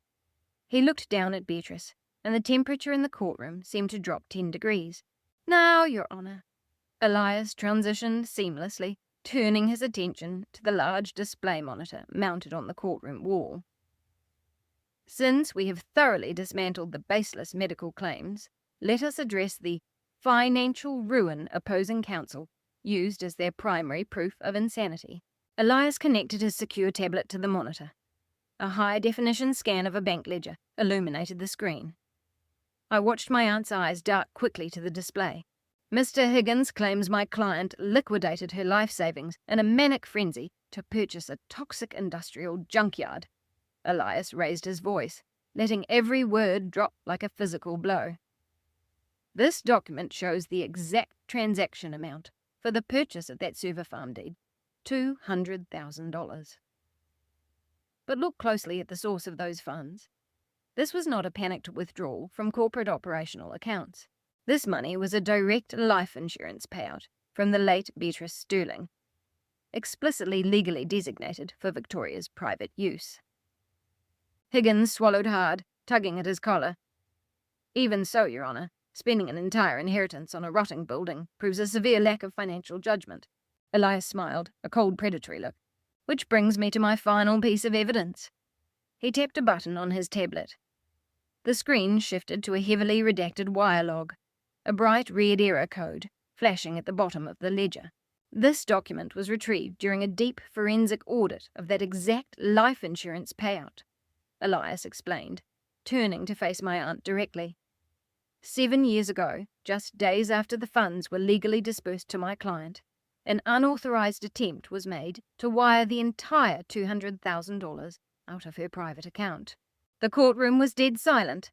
Judge Harrison leaned forward, his elbows resting on the bench, his eyes narrowed into dangerous slits. The destination routing number for that intercepted wire belonged to a sham trust account controlled entirely by Beatrice Sterling and her son, Julian, Elias revealed, his voice ringing with absolute lethal precision. My client discovered the fraudulent transfer, locked her bank accounts, and immediately invested the secured funds into the commercial warehouse deed. She didn't buy a toxic junkyard out of manic delusion. She executed a brilliant defense real estate investment to protect her rightful inheritance from being embezzled by her own aunt and cousin. Beatrice let out a sharp gasp. Her hands flew to her mouth, but it was far too late. The illusion of the loving, heartbroken relative was completely incinerated. She had been exposed in open court as a financial predator. This conservatorship petition was never about maternal love, Your Honour, Elias concluded, stepping back to our table. It is a continuation of a documented campaign of extortion. Beatrice Sterling failed to steal her niece's inheritance 7 years ago. Today, she tried to use this courtroom to finish the robbery she started. Judge Harrison brought his gavel down onto the sounding block with explosive force. The sharp crack echoed through the room like a gunshot. "Mr. Higgins!" Judge Harrison roared, his voice vibrating with absolute judicial fury. "You brought a petition into my courtroom attempting to strip a mentally sound, brilliant woman of her basic human rights based on fabricated medical concerns and verified fraudulent financial claims. You weaponized the probate system to facilitate a hostile financial takeover." Higgins stood up, trembling violently. looking weak. Your Honour, I acted entirely on the information provided by my client. I had no knowledge of this prior wire fraud attempt, and you are either completely incompetent or willfully complicit. Judge Harrison shot back, his face flushed red. This petition for an involuntary conservatorship is dismissed with extreme prejudice. And as for you, Beatrice Sterling, the judge turned his furious gaze directly onto my aunt. I am forwarding these financial logs and the transcript of today's hearing to the District Attorney's office. Attempting to defraud this court is a severe criminal offence. You are very lucky I do not hold you in immediate contempt and have you detained right now. Chance. Beatrice sat frozen in her chair, utterly paralysed by the catastrophic collapse of her master plan. She had walked into this courtroom believing she could easily manipulate the judicial system to seize my empire. Instead, she had handed a federal judge the exact financial evidence needed to launch another criminal investigation against her. I looked across the aisle, meeting my aunt's terrified, defeated gaze. I didn't gloat. I didn't smile. I simply maintained the same ironclad composure I had walked in with. I had warned her to stay away, but she had refused to listen. Now the full weight of her own greed was finally crushing her into the dirt. Before Judge Harrison could strike his gavel to officially close the hearing, Elias raised his hand. But, Your Honour, while the dismissal of this petition is fully warranted based on the medical and financial evidence, there is one final matter that requires the immediate attention of this court. This goes far beyond a simple fraudulent application. This is an active criminal conspiracy, and I have a witness who can testify to the exact motive behind this entire malicious action. Judge Harrison lowered his gavel, his interest clearly piqued by Elias's severe tone. I'll allow it, the judge said. Call your witness. I call Leo to the stand, Elias announced, his voice echoing in the quiet room. Across the aisle, Beatrice's head snapped around so fast I thought her neck would break. Her terrified, defeated eyes grew wide with absolute shock. She had naively assumed her vicious threats had worked. She believed she had successfully intimidated my younger cousin Maya and her husband into fleeing the city. She had no idea that Leo was the very man who had provided me with the ultimate weapon. The heavy courtroom doors opened, and Leo walked down the center aisle. Dressed in a flawless dark grey suit, he radiated the quiet, powerful dignity of a highly successful data engineering founder. He didn't look at my aunt. He walked straight to the witness stand, raising his right hand to swear to tell the truth. Elias stepped to the podium. Leo, please state your relationship to the petitioner, Beatrice Sterling. I am her son-in-law, Leo replied, his deep, resonant baritone carrying absolute, unshakable authority. I am married to her youngest daughter, Maya. And can you describe an interaction you had with the petitioner earlier this week regarding this specific conservatorship hearing? Elias prompted. Beatrice gripped the edge of her table, her knuckles white. Objection, Higgins stammered, standing up and looking feeble. Family disputes outside the courtroom have no relevance to this medical petition. Sit down, Mr. Higgins, Judge Harrison growled, his eyes locked onto Leo. The witness will answer the question. 3 days ago, Beatrice called my wife to her townhouse. Leo testified, his posture rigid and professional. She presented Maya with a fabricated medical affidavit. This document falsely claimed that Victoria had a lifelong history of severe manic episodes and violent delusions. Beatrice demanded that my wife sign this document under penalty of perjury to support this court application. When Maya refused because the claims were entirely fabricated, Beatrice attempted to force her compliance through extortion. Leo reached into his jacket pocket, pulling out a small silver digital audio recorder. I was standing in the hallway outside the study, he continued. To protect my wife, I recorded the entire conversation. With the court's permission, I would like to play it. Upon the judge's nod, Leo pressed a button on the device and held it to the witness stand microphone. The clear digital audio of my aunt's unhinged meltdown blasted through the courtroom speakers. Everyone in the room heard Beatrice screaming. They heard her demanding Maya sign the fake affidavit so they could seize the trust, liquidate my assets, and hire defense lawyers for Julian. And then they heard the ultimate threat.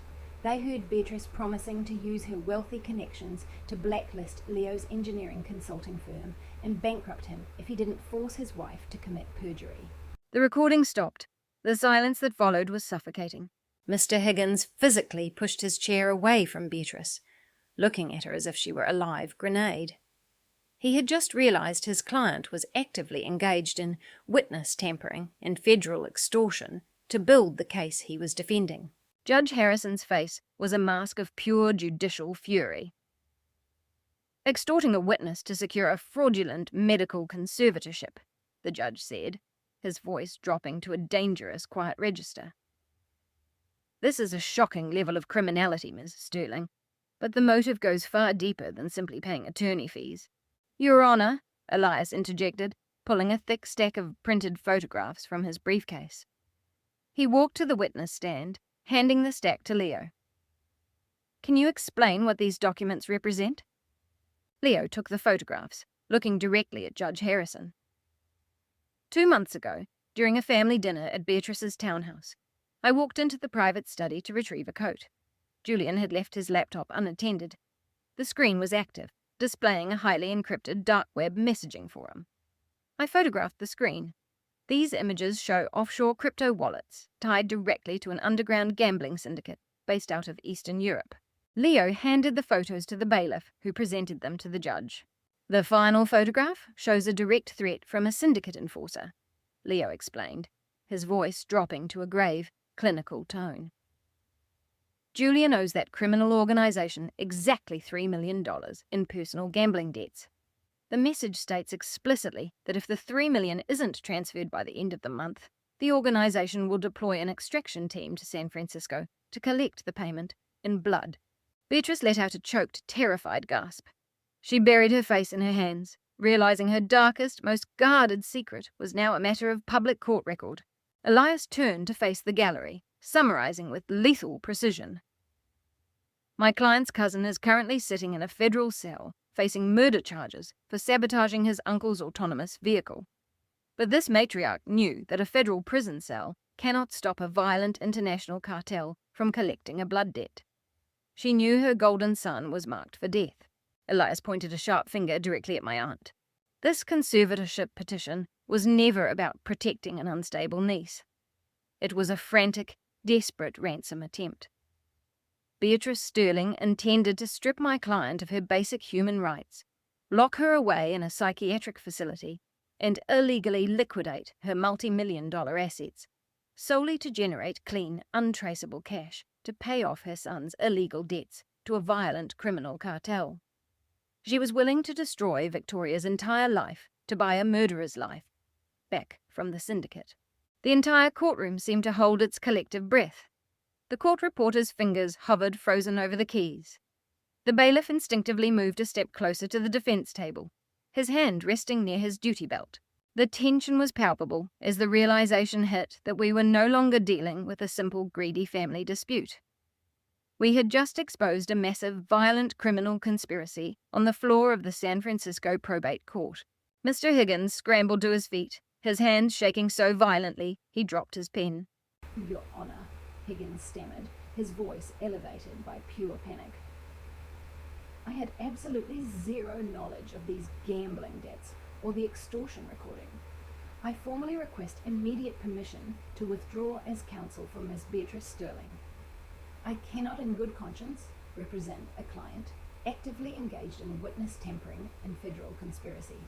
"Permission granted, Counselor," Judge Harrison barked, waving a dismissive hand. "Step away from the table." Higgins didn't need to be told twice. He grabbed his briefcase, abandoning the rest of his documents, and practically ran out of the courtroom. Beatrice sat completely alone at the wide wooden table. No golden boy to protect her. No slick lawyer to spin lies. She was entirely isolated, surrounded by the towering walls of the very justice system she had arrogantly tried to manipulate. I looked up at Leo, who sat tall and composed in the witness chair. He gave me a slow, solid nod. He had endured years of Beatrice's prejudiced snobbery, swallowing his pride to protect his wife. Today, he had delivered the killing blow, shattering Beatrice's aristocratic delusions forever. He had defended his own family by helping me destroy mine. Ms. Beatrice Sterling, Judge Harrison's booming voice cut through the silence. You walked into my courtroom and took an oath to tell the truth. You then presented a meticulously manufactured narrative of lies designed to steal a multi-million-dollar estate to fund a criminal enterprise. You extorted your own youngest daughter. You threatened to destroy a man's legitimate business. Beatrice slowly pulled her hands away from her face.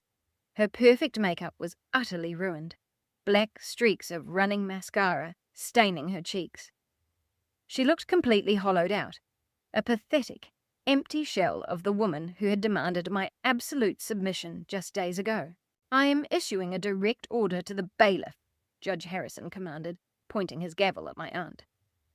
Take Beatrice Sterling into immediate custody for perjury and contempt of court, and contact the U.S. Attorney's Office. Tell them I have a massive cache of federal extortion and wire fraud evidence waiting for their collection. The bailiff stepped forward, grabbing Beatrice by the arm and pulling her roughly to her feet. She didn't fight. She didn't scream or demand to be treated like a wealthy socialite. The fight had been completely drained from her. As the heavy metal handcuffs clicked shut around her wrists, securing her hands behind her back, Beatrice looked across the aisle at me one last time. I offered her not a single shred of sympathy. I sat perfectly still, watching the cold steel of the law lock her away. The full weight of her own greed had finally crushed her into the dirt, and I was the one who had handed the judge the hammer. Judge Harrison wasn't finished. Even as the bailiff secured Beatrice's arm, the judge raised his hand, gesturing for them to remain in the courtroom. He looked down from the elevated bench, his expression resembling solid granite. The absolute disgust radiating from him was palpable, filling the massive room with a suffocating pressure. I'm officially dismissing this involuntary conservatorship petition with extreme prejudice, Judge Harrison announced, his voice echoing off the wood-panelled walls. This means you are permanently barred from ever bringing a similar motion before any court within this jurisdiction. Your attempt to weaponize the mental health system in the probate court to execute a hostile financial takeover is one of the most egregious abuses of the judicial system I have witnessed in my 30 years on the bench. Testament, my aunt trembled in her steel restraints. Her expensive beige dress was wrinkled, and her manicured hair hung loosely across her tear-stained face. She looked up at the judge with a hollow, vacant stare, completely hollowed out by the catastrophic failure. Furthermore, the judge continued, adjusting his reading glasses as he picked up his pen, the court recognizes the immense financial burden placed upon the respondent to defend herself against these fabricated claims. Therefore, I am ordering you, Beatrice Sterling, to pay 100% of Victoria Sterling's legal fees. Every billable hour incurred by Elias Vance and his forensic auditing team will be billed directly to you. Since your primary trust accounts are currently frozen under federal directive, I am issuing a special judicial order. Judge Harrison pointed his pen directly at my aunt. Your domestic assets carry no immunity from this court. I am appointing an independent receiver to seize your rental deposits on the Pacific Heights townhouse, alongside your remaining jewelry collection and any luxury assets currently in your possession. These assets will be liquidated at fair market value, and the proceeds will be deposited directly into Councillor Vance's firm accounts. You are going to pay for the exact legal defence that just dismantled your entire life. Beatrice let out a faint sobbing sound. The reality that she was facing not just imprisonment, but absolute total destitution finally settled in. She had tried to steal a $150 million empire, and as a direct result, she was going to lose the very clothes on her back. But the financial sanctions were merely a prelude to the final devastating blow. Judge Harrison picked up the stack of photographs, the ones Leo had provided showing Julian's encrypted dark web laptop screen with the massive illegal gambling debts. As for these documents, the judge stated, his voice dropping to a low, lethal register, I'm not simply filing them away in the court archives. I'm immediately transferring this entire dossier to the Federal Bureau of Investigation, specifically their Organized Crime and Racketeering section. Beatrice gasped, her knees visibly buckling. The bailiff had to tighten his grip on her arm to keep her from collapsing to the floor. Your son is already in federal custody, facing murder and corporate fraud charges," Judge Harrison continued ruthlessly. "But these documents prove his deep involvement with a violent international gambling syndicate. He owes a criminal cartel $3 million. By handing this evidence to the FBI, we are initiating a sweeping federal RICO investigation. The feds do not take kindly to Eastern European organized crime. The authorities will seize every remaining dime to track this syndicate down. Your son will not just be placed in a standard federal prison, he will be placed in maximum security administrative isolation to prevent cartel retaliation. You thought you could use this court to acquire funds to buy his life. Instead, you just handed the federal government the exact map to bury him alive." The sheer impact of the judge's declaration severed the final thread supporting my aunt. Beatrice physically collapsed, her legs giving out entirely. She dropped like a stone, dragging the bailiff down with her. She hit the polished hardwood floor of the courtroom, her handcuffed hands twisting painfully behind her back. She didn't scream. She didn't shout. She just lay there, emitting massive, guttering, dry, heaving sobs. It was the sound of a woman who had used her own flesh and blood as a gambling chip and lost absolutely everything. Her golden son was gone forever to a supermax cell. Her status, her wealth, and her freedom had evaporated in an instant. "Take her away," Judge Harrison ordered, looking away in disgust. 2 additional bailiffs rushed forward. They grabbed Beatrice by the arms, hauling her limp, sobbing body off the floor. They dragged her backward down the center aisle of the courtroom, her expensive shoes scraping uselessly against the red carpet. The heavy wooden doors were pushed open, and they hauled her out into the hallway. The doors slammed shut, cutting off her pathetic wailing, leaving the courtroom in deep, absolute silence. Judge Harrison let out a long, heavy sigh. He looked over at our table, his stern expression softening by a fraction. He gave a respectful nod to Elias, and then looked directly at me. "Miss Sterling," the judge said, his voice quiet and sincere, "you have endured an unimaginable level of betrayal from the people who were supposed to protect you. You conducted yourself with extraordinary dignity today. The court deeply apologizes for the distress this fraudulent application has caused you. You are free to go." I stood up, smoothing the front of my tailored navy suit. I felt no lingering rush of adrenaline or panic. My heart beat at a steady, calm rhythm. I looked at the empty space on the floor where my aunt had just collapsed, feeling a profound, overwhelming sense of closure. The cancer that had been eating away at my family for decades had finally been surgically excised. "Thank you, Your Honor," I replied, my voice clear and steady. I turned toward Leo, who was still standing near the witness box. He stepped down into the gallery. I walked over to him and extended my hand. He took it, giving it a firm squeeze. "Go back to Maya," I told him, looking directly into his eyes. "Tell her she never has to look over her shoulder again. This nightmare is over permanently. You protected your wife today, Leo. My uncle would have respected you immensely for it." Leo offered a tight, genuine smile. He gave a single nod, a gesture of mutual respect between 2 people who had just survived a war. "Take care of yourself, Victoria," he said. "Enjoy the Empire." He turned and walked down the aisle, pushing through the heavy doors and exiting the courtroom. He was going back to his data firm, back to a peaceful life with my cousin, completely removed from the toxic, arrogant shadow of the Sterling name. Elias Vance was already packing the medical affidavits and the financial ledgers back into his heavy leather briefcase. He snapped the gold clasps shut with a sharp click, looking up at me. His usual predatory courtroom sneer had softened into genuine professional admiration. "That was a flawless execution," Elias said, handing me my coat. We dismantled their entire operation in less than an hour.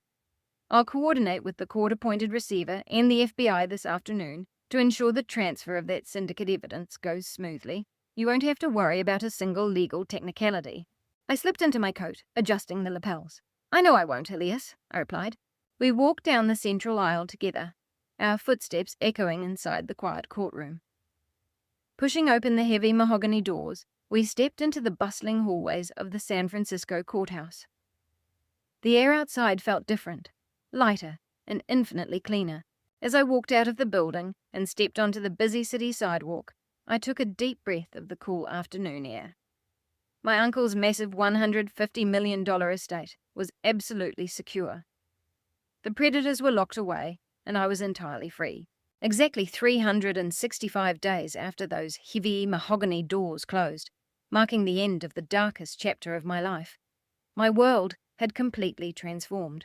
I stood inside the grand atrium of the Arthur Sterling Center for Technology and Innovation, located right on the edge of the Nevada desert.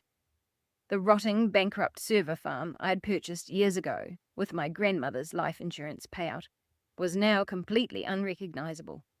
The rusted metal and collapsed roofs had been stripped away, replaced by a stunning architectural masterpiece of reinforced glass, polished steel, and gleaming concrete. I hadn't put all of the early crypto assets on the auction block. I kept one of the most pristine, untouched first-generation mining rigs as the grand centerpiece of my newly established data security and asset advisory firm. It sat on an elevated, illuminated display platform, rotating slowly under bright gallery lights. The facility was now a premier destination for top-tech collectors and investors worldwide, representing the absolute pinnacle of digital asset management. Resting on the smooth black marble reception desk was the latest issue of Forbes magazine. My face occupied the glossy cover. Dressed in a sharp, custom emerald green suit, I radiated absolute, unshakable authority. Bold white letters at the bottom read, "The risk architect who outmaneuvered a syndicate and built a $150 million empire." The media had eventually uncovered the dramatic details of the federal shutdown of the Sterling family. But my proactive legal strategy painted me not as a victim, but as a survivor who used brilliant tactics to protect her uncle's legacy from corporate predators. I was reviewing a high-level digital asset file for a European client when David, my head of security, walked over. David was a former Secret Service agent who managed the facility with absolute precision. "We have a situation at the main gate," David stated, his voice completely professional as he handed me his tablet. "Two individuals are demanding entry. They don't have an appointment, but they claim to be your family." I looked down at the high-definition security feed. The sight of the two people standing on the other side of my reinforced iron gates was truly shocking. If I had passed them in a busy San Francisco sidewalk, I never would have recognized them as the two people who once arrogantly ruled the Sterling bloodline. Beatrice and Richard looked like hollowed-out ghosts. Beatrice wore a faded, ill-fitting beige coat that looked like it came straight from a thrift store donation bin. Her once perfectly coloured blonde hair had grown out into dry, tangled grey strands, flying wildly in the desert wind. Richard stood beside her, his back heavily slumped. He wore worn, dirty shoes and a cheap, wrinkled blazer that hung loosely off his gaunt, malnourished frame. They looked like they had aged 20 years in just 12 months. The consequences of their unbridled greed had been absolute and devastating. After Judge Harrison ordered the seizure of their assets, the court-appointed receiver perfectly executed a massive liquidation. The lease on the Pacific Heights townhouse was terminated, and the designer jewelry and luxury vehicles were swiftly auctioned off to pay the massive legal fees I had accumulated during the fraudulent conservatorship case. Furthermore, because of their suspected ties to Julian's criminal network, the federal government had permanently frozen their remaining hidden accounts. Julian was currently serving a life sentence without parole in a federal supermax facility. The FBI raid had intercepted him before the Eastern European gambling syndicate could reach him in lockup, but federal prosecutors showed absolutely no leniency for his role in the conspiracy against my uncle. Preston had cut a desperate plea deal to testify against Julian, resulting in both men permanently trading their custom Italian suits for bright orange prison uniforms. "Lead them through the gate," I instructed David, adjusting the cuffs of my emerald suit. "But have a full security detail flank them. They are not to step a single foot inside the actual building." I walked through the automatic glass doors and stood on the spotless asphalt driveway of the Heritage Center. A cool autumn breeze swept across the vast grounds. Beatrice and Richard shuffled up the driveway, their shoulders slumped. Their eyes darted around, taking in the sheer scale of the multi-million-dollar facility I had built from scratch, without a single cent of their dirty money. "Victoria," my aunt called out, her voice raspy and trembling. She didn't try to put on a theatrical performance. She didn't have the energy to fake a single tear. She just looked completely broken. We saw the magazine article at the grocery store. We walked 3 miles from the bus stop. We don't have a car anymore. I didn't smile at them. I didn't offer them a glass of water. "What do you want, Beatrice?" I asked, keeping my tone perfectly flat and clinical. "You signed a legally binding agreement stating you would never contact me again. Just by standing on this asphalt, you are violating a federal court order." Richard took a step forward, his hands shaking violently. "We have nothing left, Victoria," my father pleaded, his voice laced with raw desperation. "The moment the credit card stopped working, Chloe abandoned us. She ran off with a nightclub promoter in Miami and changed her number. We are living in a tiny government-subsidized studio apartment in the East Bay. We can't even afford basic groceries. The legal fees to defend Julian in federal court wiped out every bit of cash we begged and borrowed." My father wiped his mouth, looking at me with begging eyes. "We are starving, Victoria. Please, you have so much. You won the war. Can't you show a little mercy to the people who gave you life?" I looked at the man who had once threatened to throw me into the street. I looked at the woman who had actively tried to lock me in a psychiatric facility, to steal my inheritance, to pay off her son's debts to a violent cartel. There was no anger left in my chest. Anger requires emotional investment, and I had completely run out of feelings for these two total strangers. Beatrice dropped to her knees on the cold asphalt. The rough surface scraped her bare shins, but she didn't seem to care. The aristocratic pride that had defined her entire life was completely gone, replaced by the raw panic of a cornered animal. She reached out her trembling, dirty hands and grabbed the hem of my emerald suit trousers. "Victoria, we truly have nothing," Beatrice sobbed, her voice breaking into a harsh wail that echoed across the driveway. "We live in a tiny apartment overrun with bugs. We are eating expired canned food. You have millions. You have an empire. Please, show some mercy to your own blood. We are your family." Richard stood behind her, shivering in his thin, cheap coat, nodding desperately in agreement. He looked at me with hollow, sunken eyes, hoping to find even a glimmer of the submissive daughter he used to command. He pressed his hands together in a pathetic, begging gesture, the arrogant image of the Silicon Valley patriarch completely stripped away. I looked down at the woman kneeling in the dirt. I didn't feel an ounce of pity. I felt no anger, no resentment, and not a single shred of familial obligation.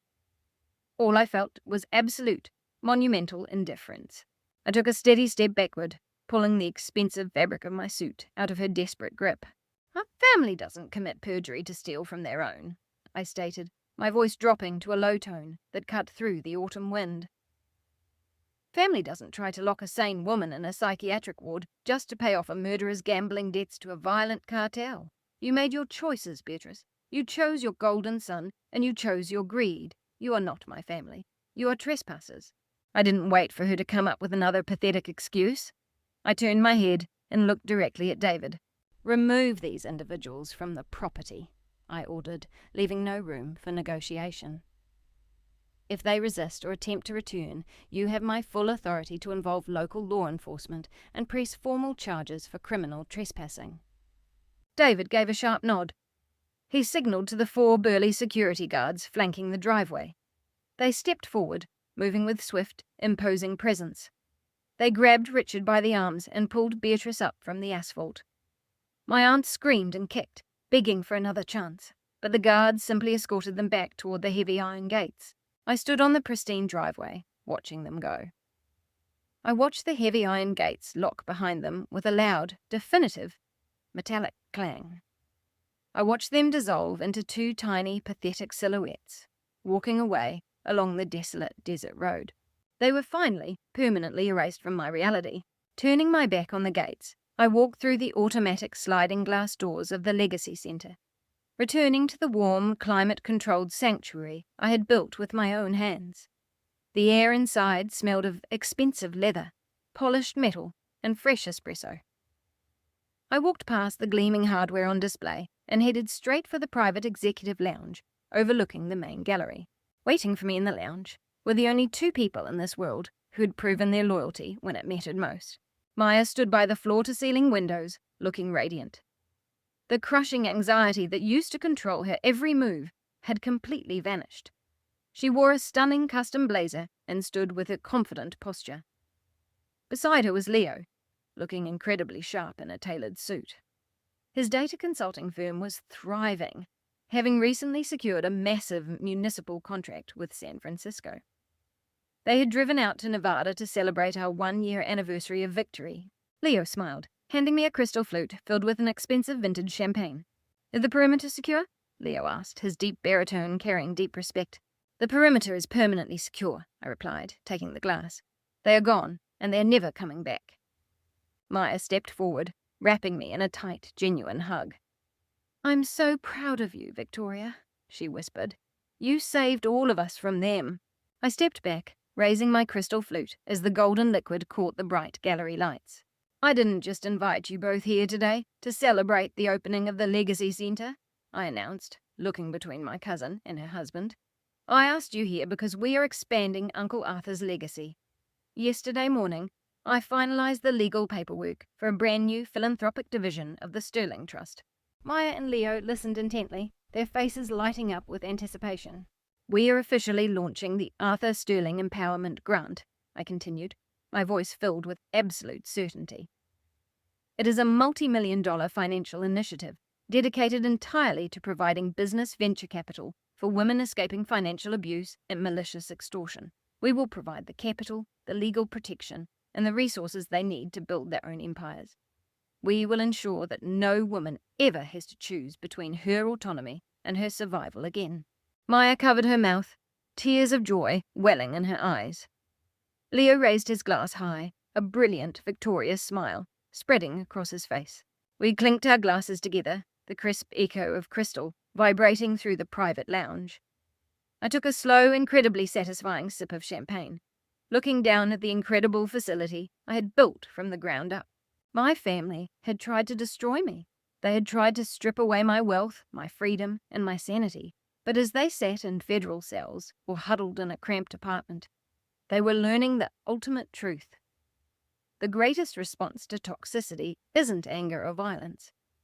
The absolute best outcome is living an untouchable, wildly successful life, and using your power to ensure their malice is permanently left behind. The most powerful lesson from this journey is that your value should never be defined by the people who try to diminish you. Walking away from relatives who view you as a tool for exploitation is never a failure. It is the deepest form of self-respect. You can never heal in the exact environment that tried to break you. True justice doesn't require shouting. Sometimes the absolute best path forward is to build a remarkable life while permanently closing the door on those who sought to harm you. Let me know in the comments below how you have established firm boundaries with toxic people in your own life.